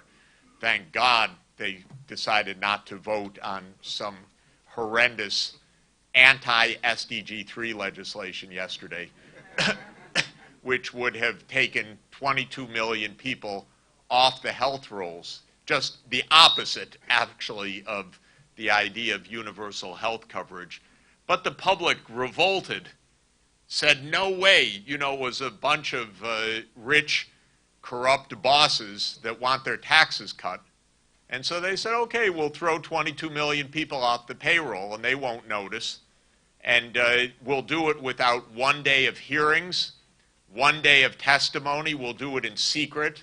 Then we'll release it at the last moment. Then we'll vote, and then we'll have a big celebration that we've overthrown Obamacare. Except that the public was horrified. And it didn't take more than 48 hours afterwards to have a nationwide rebellion. No, thank you. And so Mr. McConnell, who was the mastermind of this really awful idea, had to back down yesterday. We're still in a fight, by the way. So all of this is to say the fight for justice and development is nonstop, all the time, everywhere. And almost nobody's got this right. Maybe Sweden, Norway, and Denmark. But almost nobody else has this right. We're all trying to figure this out, and some people are trying to undermine it, actually, because this agenda is not for everybody. If you happen to be the owner of a giant coal company, this probably is not your favorite agenda, because there's no future for coal in a safe climate world. If you happen to be David and Charles Koch, two famous libertarians in the United States who finance a lot of anti-government action and propaganda, they own a big oil and gas industry. So they don't really like SDG 13, which is to stop human-made climate change. And so they've spent hundreds of millions of dollars to fight that. And the reason why Donald Trump pulled out of the Paris Climate Agreement is not because he doesn't believe in climate science. He doesn't care. That's not his issue. It's because 22 senators wrote to him the week before to say pull out of the Paris Climate Agreement, and all 22 of them are on the pay of the oil and gas industry.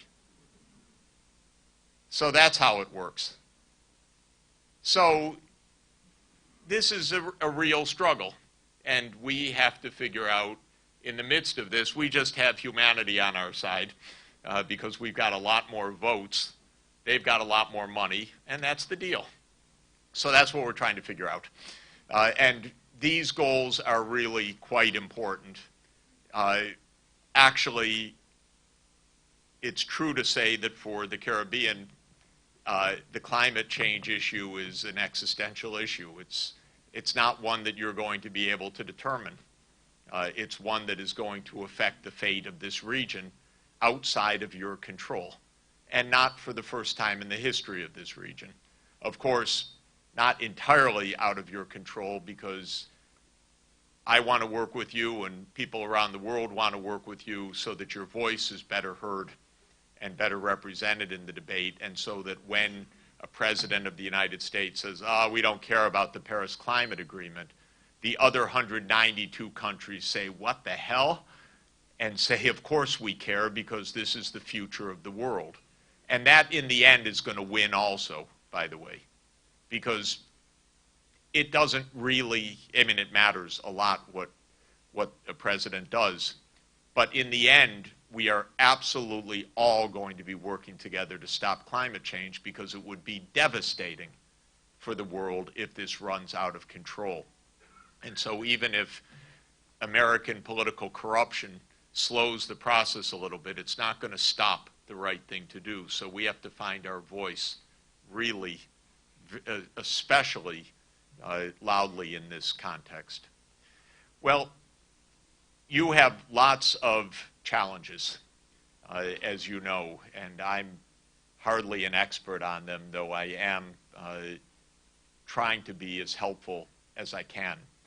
And I want to discuss with you for a few minutes some of my perspectives of especially the economic future for the region and areas where I think special efforts can be made that can be successful, and then some of the strategies that might be adopted to help finance those strategies, because the basic name of the game in all economics is invest. You have to invest in the future. That's where all progress comes from, whether it's investing in education, investing in infrastructure, investing in new businesses. It's mobilizing resources. Nothing really comes for free. The closest we get to something coming for free is the great new idea or the great technological breakthrough. And fortunately, there's a lot of that around. So there's no shortage of good opportunities right now in the world. We're not at the end of advancement of technology or science. We're actually in the middle of a real revolution, a hugely positive revolution of technological advance, some of which I think works perfectly for the Caribbean region. The information technologies, the advances in renewable energy, these are just perfect opportunities, I think, for you to really take advantage. So let me say a few words about my perceptions of the economic challenge, and then some ways that it can be addressed and some ways that it can be financed, and then open it up for discussion. By and large, the future economic growth of this region, I believe, it's not a hugely insightful statement, but I believe it's a correct one, will be in the service economy. So this is an economy that in its history, of course, grew in the rural areas first as sugar plantations and slave labor, and was developed with the mining sector afterwards, bauxite and other mining. It was a commodities sector driven by colonial power interests. And that's how the economy evolved.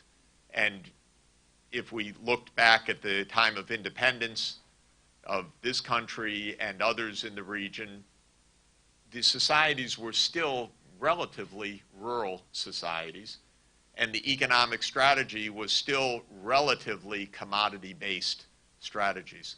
What can we sell abroad? Then the next wave came of tourist development, which has been the lead service sector for economic growth, a very important one, and on the whole, a very beneficial one if it's done well, because it creates jobs and incomes and human pleasure, and it has all good possibilities if the environmental downsides and other consequences are properly managed. Of course, there is still some future and necessarily in agriculture. There is still activity in the mining sector.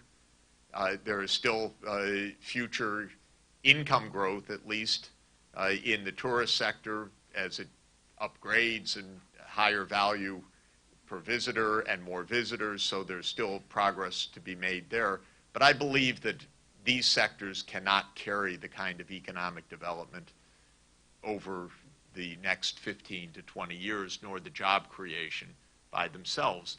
And indeed, in the commodity sectors, jobs really are disappearing in general everywhere in the world. The mining sector doesn't employ people. More and more, it's just an automated sector. In any event, we have a purported fight over coal mining jobs in the United States, but there are fewer than 20,000 coal miners in all of the United States now, in a labor force of 152 million people. Because if there are still coal mines operating, they're basically being managed by or being run autonomously by massive earth movers and massive trucks that drive themselves. And that is more and more the way that almost all physical production is taking place. So mechanization and smart systems mean that jobs in the materials producing sectors will shrink. And Donald Trump, in our context, is trying to create a lot of jobs in American manufacturing, but don't believe it. Because even if there's more production, there won't be more jobs.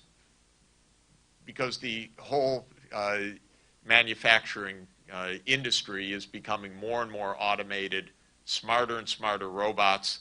It's just not where any of the jobs on net will be created. And often you hear of multi-billion-dollar new factories going, or sometimes you do, going up in the U.S. in high-tech sectors, and then you look and it's 100 jobs or 500 jobs. Again, in our context, that's out of 325 million people.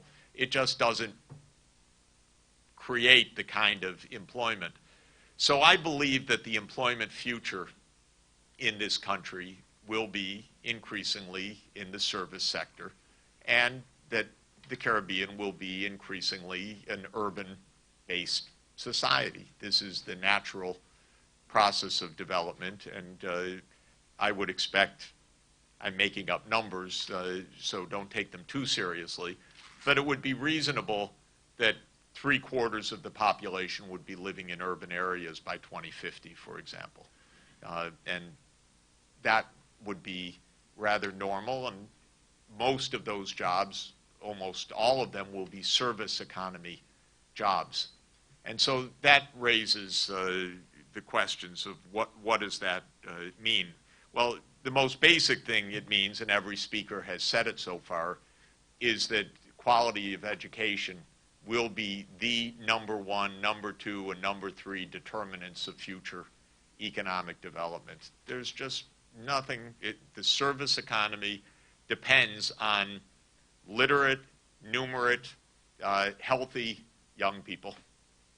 And that means the quality of education and the ability to have a good, safe childhood and a good environment for child raising, and the expectation of every child, we're going to, of course, finish high school at least, but then go on to some kind of tertiary education, whether it's advanced vocational training or university degree. This has to be the most basic norm of every society. There's really no other way that I can see that it's going to be possible for any country. And I say this about the United States every day also, but no other way for any country to be able to be ensuring that there will be jobs for young people, that they will be able to find gainful employment, and that the economy will be able to promote a competitive sector. The second sine qua non for services, of course, is decent infrastructure. And so that means quality electricity supply, because everything we do is dependent completely on connectivity, and on increasingly on clean electricity. A good broadband network is now not just necessary for being able to stream a movie, but it's necessary for an economy to function. And so ubiquitous quality broadband is part of the fundamental economic infrastructure. And of course, a good transport system. Both the roads, the inter-island travel, the aviation, it's all a basic part of the package. None of this is new, but it's a checklist that absolutely needs to be on, delivered on time. I'll come back to the question of how to pay for it, but in terms of actually doing it, I think it's really important. Third, of course, is physical security, and that is safety for people and safety for visitors and safety, a sense of safety in general in the society. And this is a big challenge, and again, where I'd say if you weren't living so close to the U.S. and with all of the ills that then spill over to the Caribbean, whether it was the drug trafficking or is the drug trafficking or the other illegal operations that are set up on the fringes of the United States to take advantage of a huge illegal market in the United States, no doubt, and all the guns that come from the United States, because last time I checked, you're not manufacturing lots of guns here. So they must be coming from somewhere, and I would guess that I know where, because we love guns in the United States. Not I, but some of my fellow countrymen, and some of the people who produce them are the politically most powerful people in the United States, and they're pretty damn relentless. And I won't go into it. It's really unbelievable. So how to create, this is what I want to hear more about also, how to create conditions for physical security, get the weapons out. I noticed today, by the way, today was, I think, a New York Times story about the FARC disarming and the great containers filled with the rifles and the other weapons closing up. And one question is how we could get all of your guns back into those containers through, I was thinking of something like a debt for gun swap or something like that, that you get $1 billion of debt written off, and you use some of those proceeds to buy up these guns, and you tell the United States, don't ship the next shipment to us, and you try to clean up the situation here. There probably are ways to do it. Colombia is a great inspiration for us. They've been fighting for 70 years. They're giving up the guns. Maybe President Santos can come give some good advice also, because he's been well engaged in the negotiations. But security is a third major component. And of course, you have both geographical difficulties, for instance, being in the path of the drug trafficking and the gangs linked to U.S. gangs and so forth. But you also have some wonderful geographical advantages, like being in one of the most beautiful places on the planet. That's a good place to start. And that obviously brings a lot of people here and can bring a lot more people here that want to be here. And proximity to the U.S. is not all bad. There are also some advantages to it as well in terms of proximity to markets in a way that I want to discuss. And there's a vast diaspora, Caribbean diaspora, which means that you're really an interconnected society over a very large area, and that's good in an age of globalization as well. And that, I believe, can be tapped tremendously for development. So what kinds of jobs could come in the future in the service sector? Well, many, many, but I want to mention a couple that are already underway, but I think could play an even bigger role in the future. Let me give one example. We're debating healthcare in the United States. We're spending in the US a ridiculous sum per person on healthcare. It's about $10,000 per man, woman, and child in the United States per year on healthcare. It's twice the cost of any other high-income country in the world. Our healthcare system is so overpriced, it's beyond imagining. It's a bunch of monopoly conditions. And the healthcare industry is super profitable because they've jacked up prices beyond anything reasonable. I had to get an MRI for a shoulder that had been pulled out just recently, and when the insurance had not yet cleared for that, they said they couldn't do it, and I said, no, it's just a short procedure. I'll pay if I need to. I was about to fly off to someplace, and I said, I'll work it out with the insurance company later. And they said, no, we can't do that. This little procedure, which was less than 30 minutes, we're going to charge you $8,000 for it. And that's how the American healthcare system works. There's a medicine which cures hepatitis C, which is a wonderful medicine called sofosbuvir, and it's owned by a company which didn't invent it, but they bought the patent. So they own the patent. The company is Gilead. And it costs $1 a pill to make. You take one pill a day for 7 weeks, so it's 84 pills. It's $84 to make a treatment dose. You know how much they charge? List price? $84,000. So we have 3 million people in the United States that are infected but can't get treatment right now. Okay, so here's my idea. Outside of the United States, you know how much it costs to buy a treatment dose? $100. So why don't you set up a Hep C treatment site here? Clinics. People could fly in, have a nice weekend.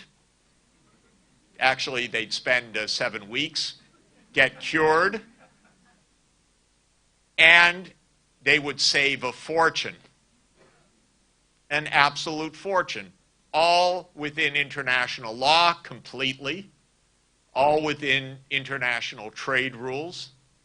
If the United States wants to overcharge its healthcare system by many times, here you are.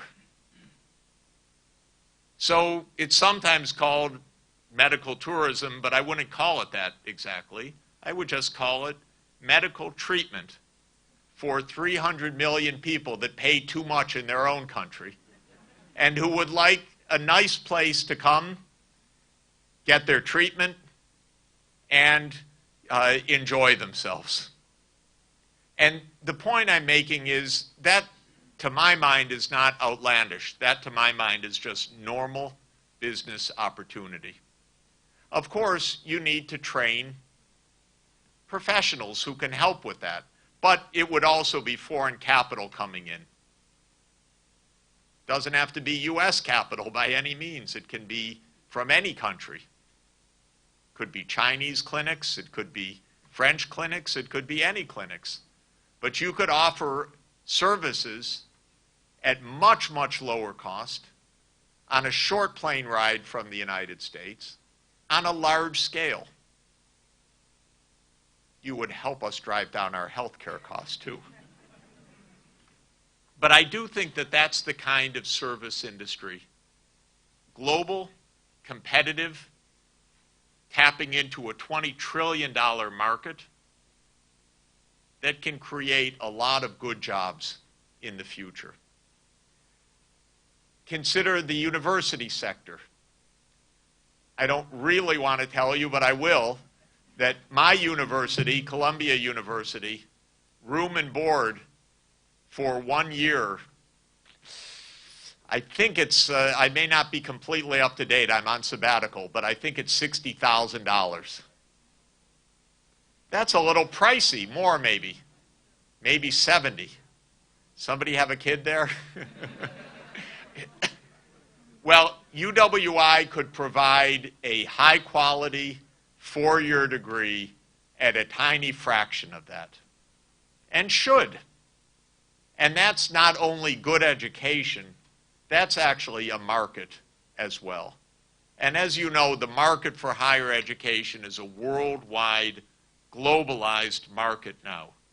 And countries, and it's the top universities, there's nothing demeaning about it, the top universities are competing for internationally mobile students. And I see that everywhere in the world. So that's self-financing, because people pay for both of those. Of course, there's some upfront capital, but that's what the capital markets can do against a good business plan. And I was really thrilled to hear how UWI is taking on the particular challenges of sustainable development, which I know to be the case firsthand. And that is an area of education that students want to pay for. We have hundreds of students coming to pay a lot of money for a master's degree in this subject because it's important for their future, because they can get jobs in it. I wouldn't say it's business, because we like to think of it as a social contribution, but what I am saying is it's an economic sector that is an absolutely valid expansion sector for this region. Of course, there are many, many other areas where the service sector works beautifully. And they're obvious: culture, sports, of course, building on the great tourism traditions. Any country that is home to both Bob Marley and Usain Bolt should be able to be world leaders in sports and culture, right? So what about great music festivals? What about other ways in great sports academies and ways to train future athletes in other areas? I think it's all absolutely within reach. What I'm saying is that we need to think creatively. The old sectors are not done and gone. They play a role. The traditional sectors continue to generate incomes and rents, but they're not enough. And they're not enough for the aspirations of the society. And they're not providing the quality jobs for young people. And so it's going to be new sectors, and I believe largely new service economy sectors that we should be brainstorming. And as part of our work towards the 2030 agenda, finding ways to examine the options, to bring potential investors in sector promotion, to strategize on health and education and other areas, because there's tremendous, tremendous opportunity in this. Now, in terms of some of the specific foundations for this, let me mention a couple of things. First, infrastructure. The infrastructure in the Caribbean is is okay. It's not in horrendous condition by any means, but it needs to be expanded, clearly. And there is still tremendous future growth needed in the energy sector, which is, up until now has been almost entirely an oil and diesel sector. And yet this is a region with vast renewable energy potential, as everybody knows. And the good news for you is that the costs of solar have plummeted, and they're continuing to plummet. And so now what was out of reach and uneconomic 20 years ago is now absolutely economical and competitive with anything except free petrol. You should be basing your future on paid petrol, not free petrol, in any event. And that means that now wind and solar, and especially you've got lots of places for pumped hydro storage. There are lots of technologies now for making the solar energy, together with storage, the low-cost energy supply. So I would hope that UWI and other institutions of technical training could put a lot of focus on building out the renewable energy economy. And I believe that it is financeable now because the prices have come down so sharply. There are places in the United States where solar companies are bidding to supply solar at 4 cents a kilowatt hour, which is already beating the lowest cost fossil fuel alternatives. So there's tremendous potential here, and I think that this is one of the obvious areas where I know studies have been made, but I would put it on a high priority track. There are also big advances in offshore wind that are coming fast, and engage with Statoil or other companies that are doing offshore wind because we're about to buy a lot of it in offshore New York, but there's big potential obviously in the Caribbean region as well. ICTs in general, again, I don't know enough about the plans for the region on broadband coverage and costs, but finding ways to make sure you have ubiquitous, high quality, low cost broadband is now a major international competitive advantage. And if you don't have that yet, you need to demand of the current providers that they give you scale up plans, and you need to find ways to bring new providers in to the islands and into the economy. And the Chinese providers are very, very low cost, very competitive, and should definitely be attracted as well as part of the big scale up of ICTs. Let me say a word about one of the very tough sides, and that's climate change. This is a real danger, obviously, for this region. And the issues of adaptation are first and foremost for you. How can you remain safe and also show that the infrastructure is safe, and that even in a warming world, which we're going to have, and probably with more extreme hurricanes, that this part of the world remains or increases in its safety. With better weather forecasting, nobody needs to die in hurricanes anymore. These are not events that can't be anticipated. They can be anticipated days beforehand. And when you have a disaster like Matthew, which takes hundreds of lives, this is because of inadequate planning, poverty, lack of awareness, lack of systems. And I think that it should be a major commitment that the number of deaths goes to essentially zero. Because even when there's big storms, there are ways to ensure human safety, especially with a few days' notice. And I think that this should be one of the major considerations. The fact is, however, we're also going to have rising sea levels and more floods and more storm surges. And this, unfortunately, is without question just another one of the visitations to this region, not caused by you at all, that is going to have serious economic consequences or responses needed, and a lot of good thinking in the coming years. And I want to use that as the segue to the last thing I want to talk about, which is financing. Who pays for all of this? Well, on climate change, the rich countries have to pay.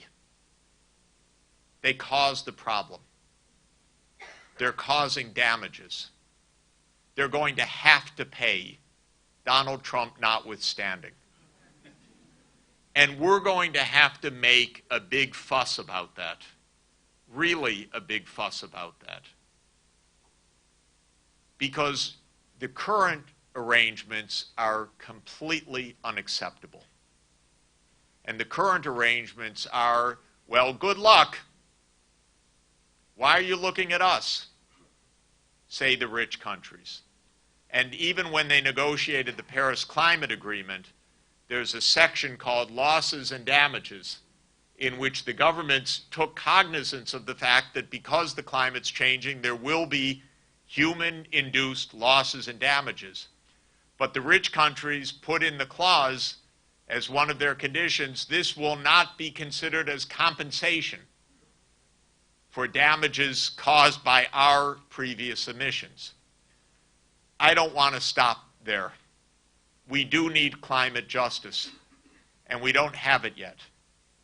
When the Caribbean faces incremental costs of adaptation, or when new extreme storms come, and they surely will, and new big floods come, and they surely will, and there are damages associated with them, you should not be the ones that bear that cost ultimately. And we're going to have to work at that diplomatically and financially and economically. One part of the solution, by the way, is we absolutely need to move to an insurance system. An insurance system meaning that when the next disaster strikes, the billions of dollars that are needed for repair, rebuilding, or compensation are not just begging or pleading, but are just a payment from a contract. And this is something that we can work towards very practically. That is what the insurance industry does. Of course, there's insurance cover already in this region, but not the comprehensive coverage that in any way is commensurate with the costs that come with these disasters. So my basic idea is that we move to an insurance arrangement where a significant part of the premiums are paid by the rich countries in relation to the increased damages and therefore the increased premiums that their actions have caused. It's an idea that needs to be debated and discussed and stared down with rich countries, but it's not a crazy idea that we should have both insurance and accountability and some fairness, because we're not going to just, I would never just let you, without voices on the outside, bear these costs without responsibility. So that's an area that I want to work together with you on. Then, in terms of finance, private business, there's a lot of capital around.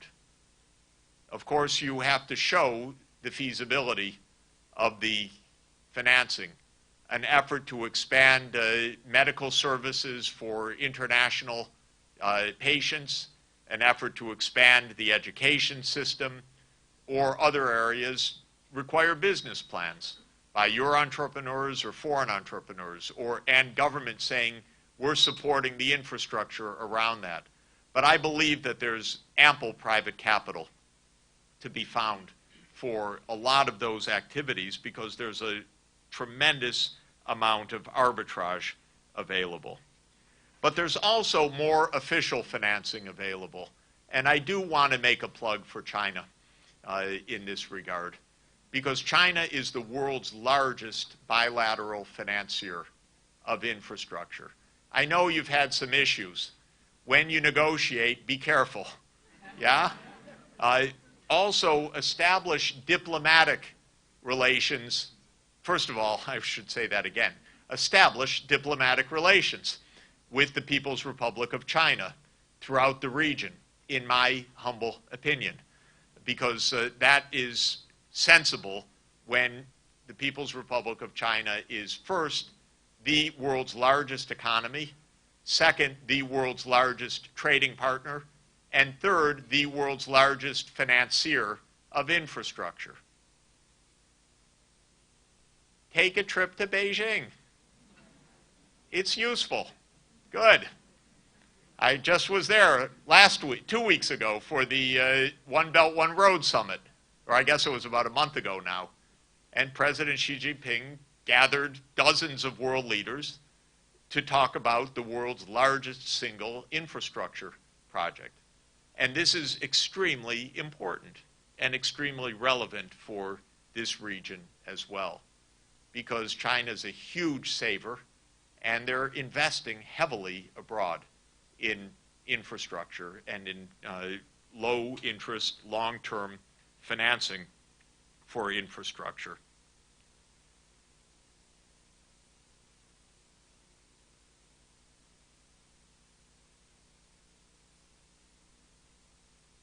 Let's be creative.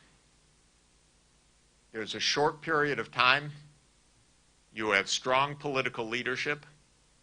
There's a determination to make a breakthrough. I think a breakthrough really can be at hand because you have technology, market access, new sectors, and a tremendous amount of energy and vision. And so let's use the SDGs for that purpose. Thank you very much.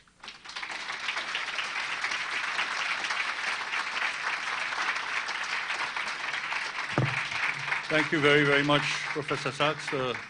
Those wonderful words of wisdom, and we are going to follow up on you and ask the United States to pay for some of these things if it is at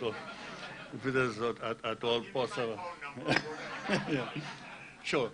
We go into a period of questions, and we are trying to catch up on some time here. So I'm going to ask, we're going to take 3 questions at a time. Hopefully we'll have enough for 2 rounds at least. And I want you to keep your questions brief, to the point, or your comments brief and to the point. So may I ask questions, please? No. Yes, there's a hand in the back there. I'm not seeing. Please say who you are when you stand. Another person in the meanwhile, go ahead and ask your question while a second person volunteers.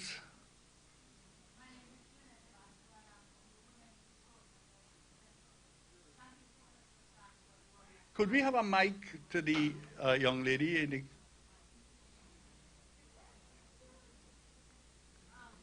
Go ahead, and let's...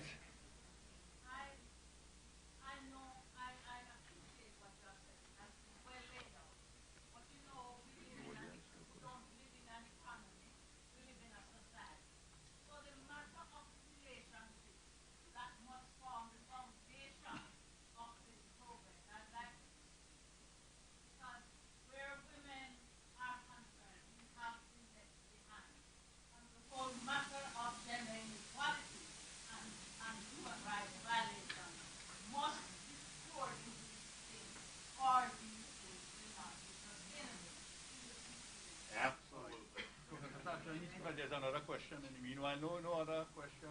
Yes, young lady.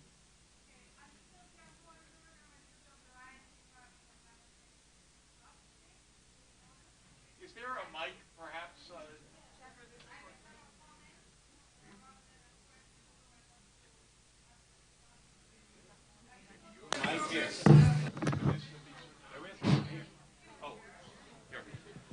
No,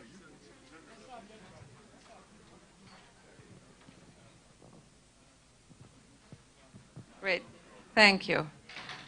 So I can now make my comment without having to shout.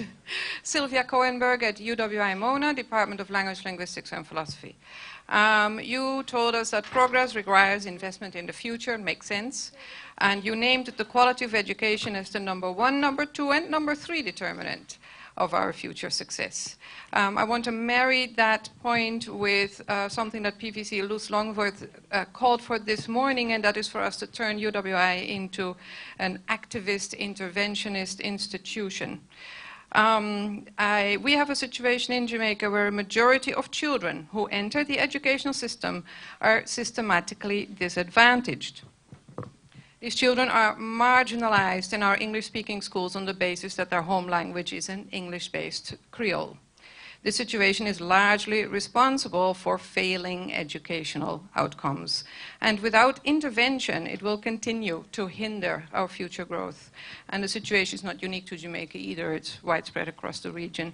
So I'm part of a team which, through the kind of action research that Luz called for, aims to address this situation by empowering teachers to teach English language and literacy using methodologies appropriate to a Creole-speaking environment.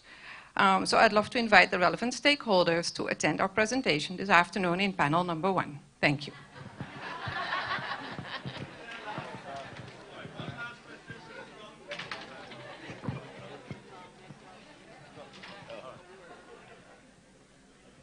Professor, you're going to have to answer 3 questions. Thank you for that presentation. I enjoyed it. I have a question regarding your recommendation or your prediction about Caribbean societies being largely urban-based. What I wanted to find out from you, is it that behind that idea of seeing us as largely urban-based, that rural society or rural communities will no longer be relevant? Or what is the plan? What do you foresee as the role of persons who don't necessarily want to move to the city?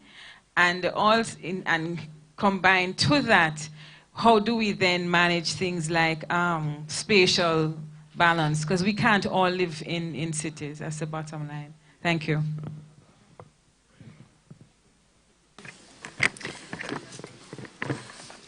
Well, I think that was a great demonstration of gender imbalance in this society.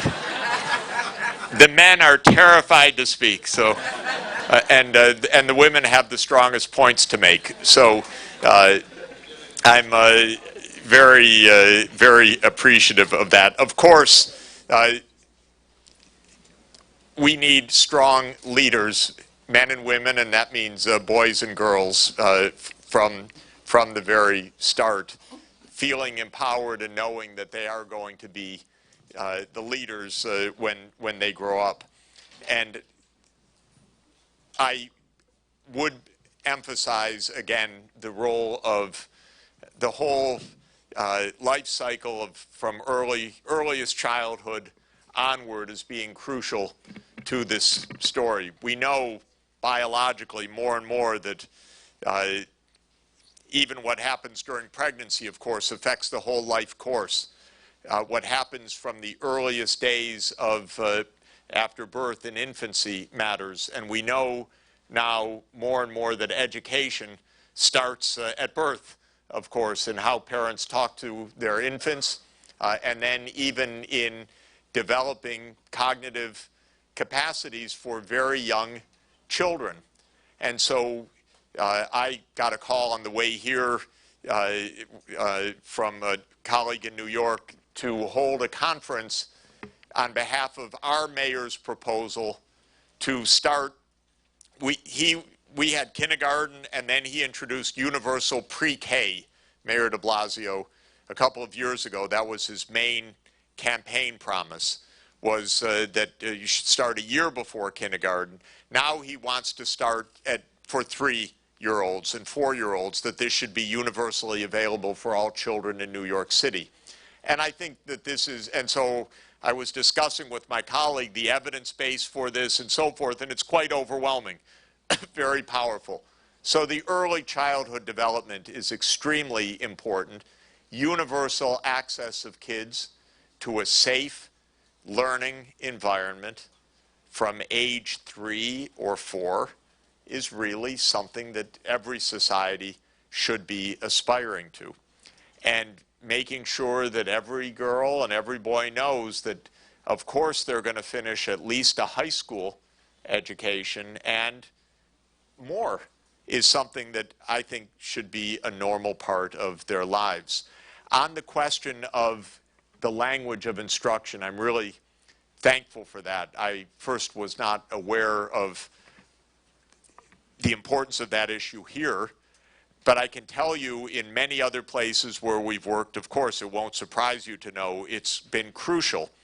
We work in West Africa a lot, and almost no child is trained in the home language, and almost no child's learning properly. By 3rd grade, they're out of it.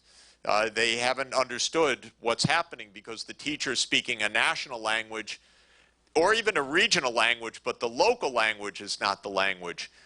So I am not an expert on this question, and thankfully you are. I'm hoping, by the way, and maybe you could say something about it, that whether online and also using computer, set games or phone apps or other things are ways to help, because those can be done in any language, of course, and they could be Creole instruction and Creole-based games in the schools. Even if the teachers, I don't know whether here that's an issue of the teacher's ability to speak the child's home language or not, but in Africa it's a big problem because there's so many local languages. This is a major question. It's no good having kids in school if they're not learning. And so also testing whether they're learning is really important. And being part of the international tests and so forth is really, in my view, very, very important as well. So I thank you. I don't have special knowledge of how to address it, but I do have the knowledge and experience to know how important it is, and how the idea that in the earliest years, which are earlier than we used to think, the kids are being instructed in their home language and talked to in their home language so they understand, and then gradually move to a national language, I think is very, very important. Let me say a word about the university's role, because that came up. Universities are crucial for economic development now. And that is, the most famous, iconic case in the world of that is Silicon Valley. And that is made possible not only by the companies there, but by Berkeley, Stanford, University of California at San Francisco. That is a complex of universities and companies together.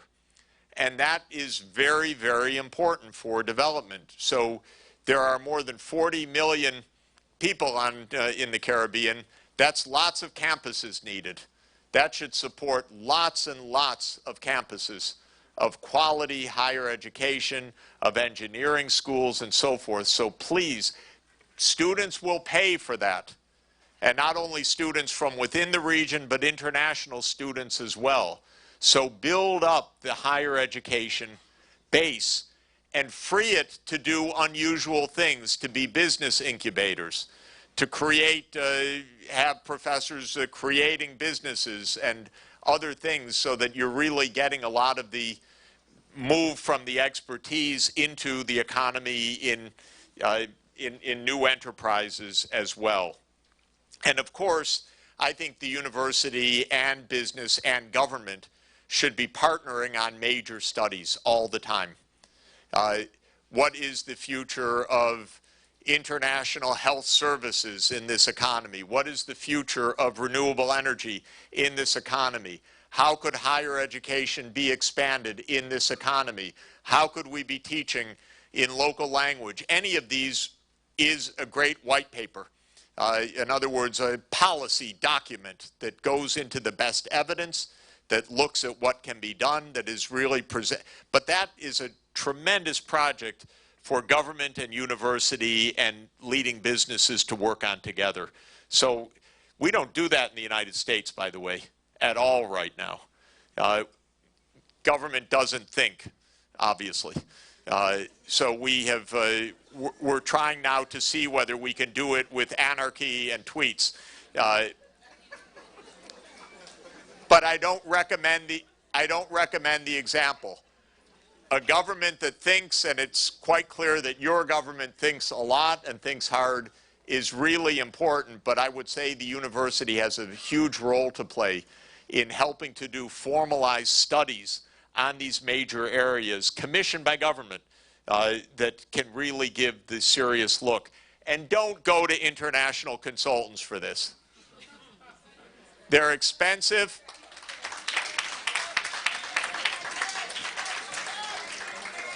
They're expensive, they don't know, and they don't care. Really.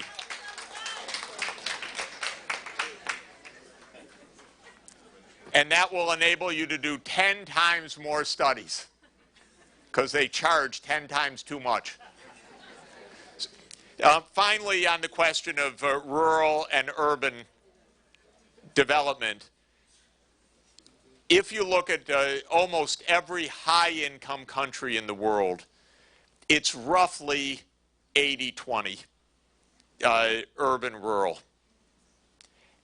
And the reason is, of course, there still are some rural industries, agriculture, and then the services around it. There are mine sites and other kinds of activities, and there are people that want to live in rural areas.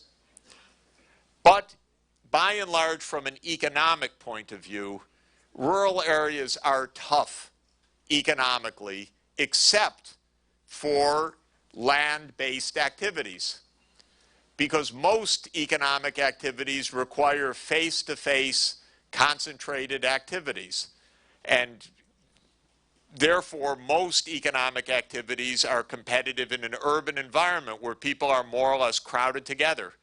And you're always right in the gaze of your competitor or your supplier or your customer. And that's a worldwide 200-year trend. So I think it's a pretty good bet. It doesn't mean to give up. And by the way, there are so many advantages of urban areas. With distance down, it's easier to provide security, street lighting, safety, transport, broadband, connectivity in general, healthcare, schools. All of it's easier because you don't have the big distances. You have the high density, you have the economies of scale and scope. And that's why urbanization is a basic part of a development process, and why it's not that I have any expertise to say you'll be 75% urban. I have just a general reason to know that that's the kind of trend that is the natural pattern. So yes, there will continue to be people living in rural areas. They will tend to be somewhat poorer, by the way. They will tend to have a little bit less access to services. They will not have some of the benefits of urban areas, but they may like the quiet, or that's where they grew up, or whatever, or because they remain farmers or other rural-based activities. But it won't be the majority of the country.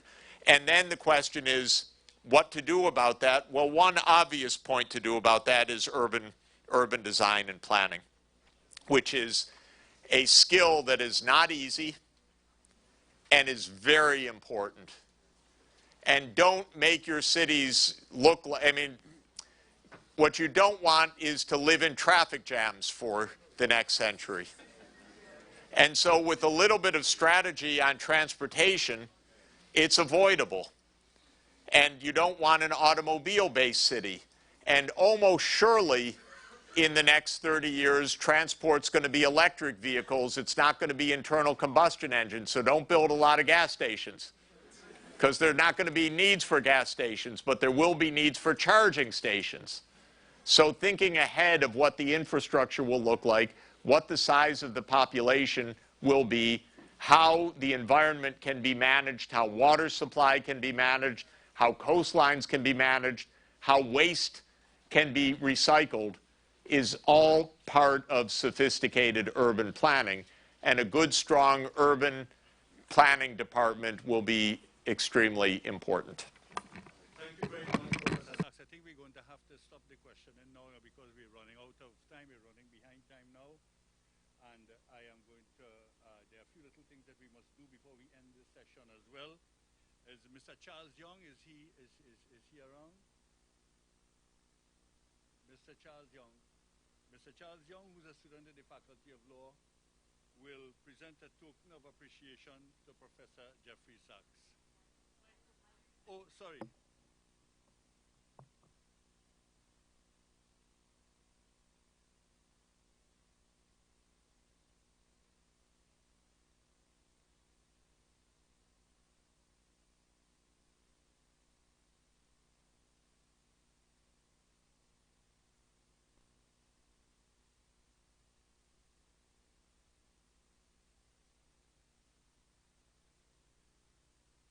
Oh, I'm not. Yeah. Okay, we'll go ahead. Present your token of appreciation. You want to speak? You want to say something? I'll say something. Yeah. All right, Mr. Sachs. On behalf of everyone. Oh, closer. All right. So, on behalf of everyone in the audience today, I'd like to thank you for making your presentation. It was very informative, and it had some riveting and bold comments, such as the rich countries have to pay because they cause the problems. Yes. Donald Trump withstanding. Yeah. And your solutions and recommendations are also innovative and pragmatic, and I feel like they're, how do I say this? I feel like they're good suggestions for transforming the economic dilemma of countries that are struggling. And your suggestion that we move towards a insurance-based system is indicative of that. So again, I just want to thank you again for your presentation and on behalf of everyone, of course, and myself. Thank you very much. We would also, there are also tokens to be presented to some other people. I'm going to call on Monsieur Bruno Pouzat. I think I have that correctly. Is he still with us? Yes, you will do the one more, and then I don't think he's here. He has left. So thank you very much. So PVC Luce, I just saw her here. She has gone as well. Well, we'll have these presentations made by Ms. Michelle Small-Bartley, of a student at the Salisis. And Ms. Jessica Faita, is she still with us? She's gone as well. Oh, I see. Well, the last person then is you, Minister. Yeah.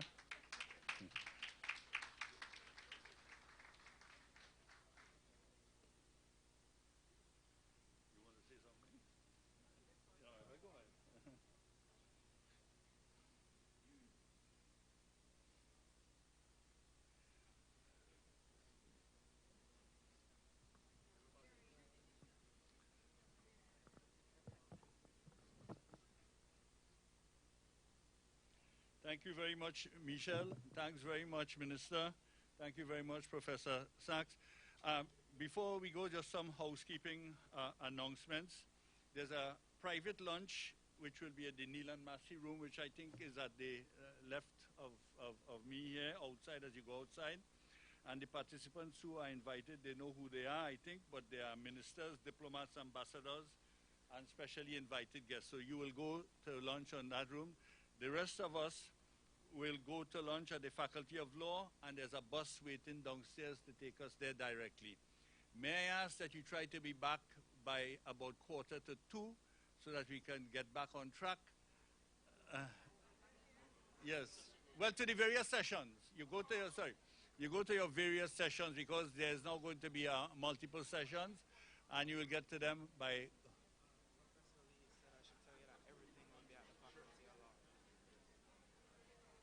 Included the private lunch? No, I think that would be here. Oh, yes. All right. Okay. No, but they know that because it's on the program. Okay. Once again, thank you very much. Thanks, Professor Jeffrey Sachs. And let's all have lunch. Bon appétit.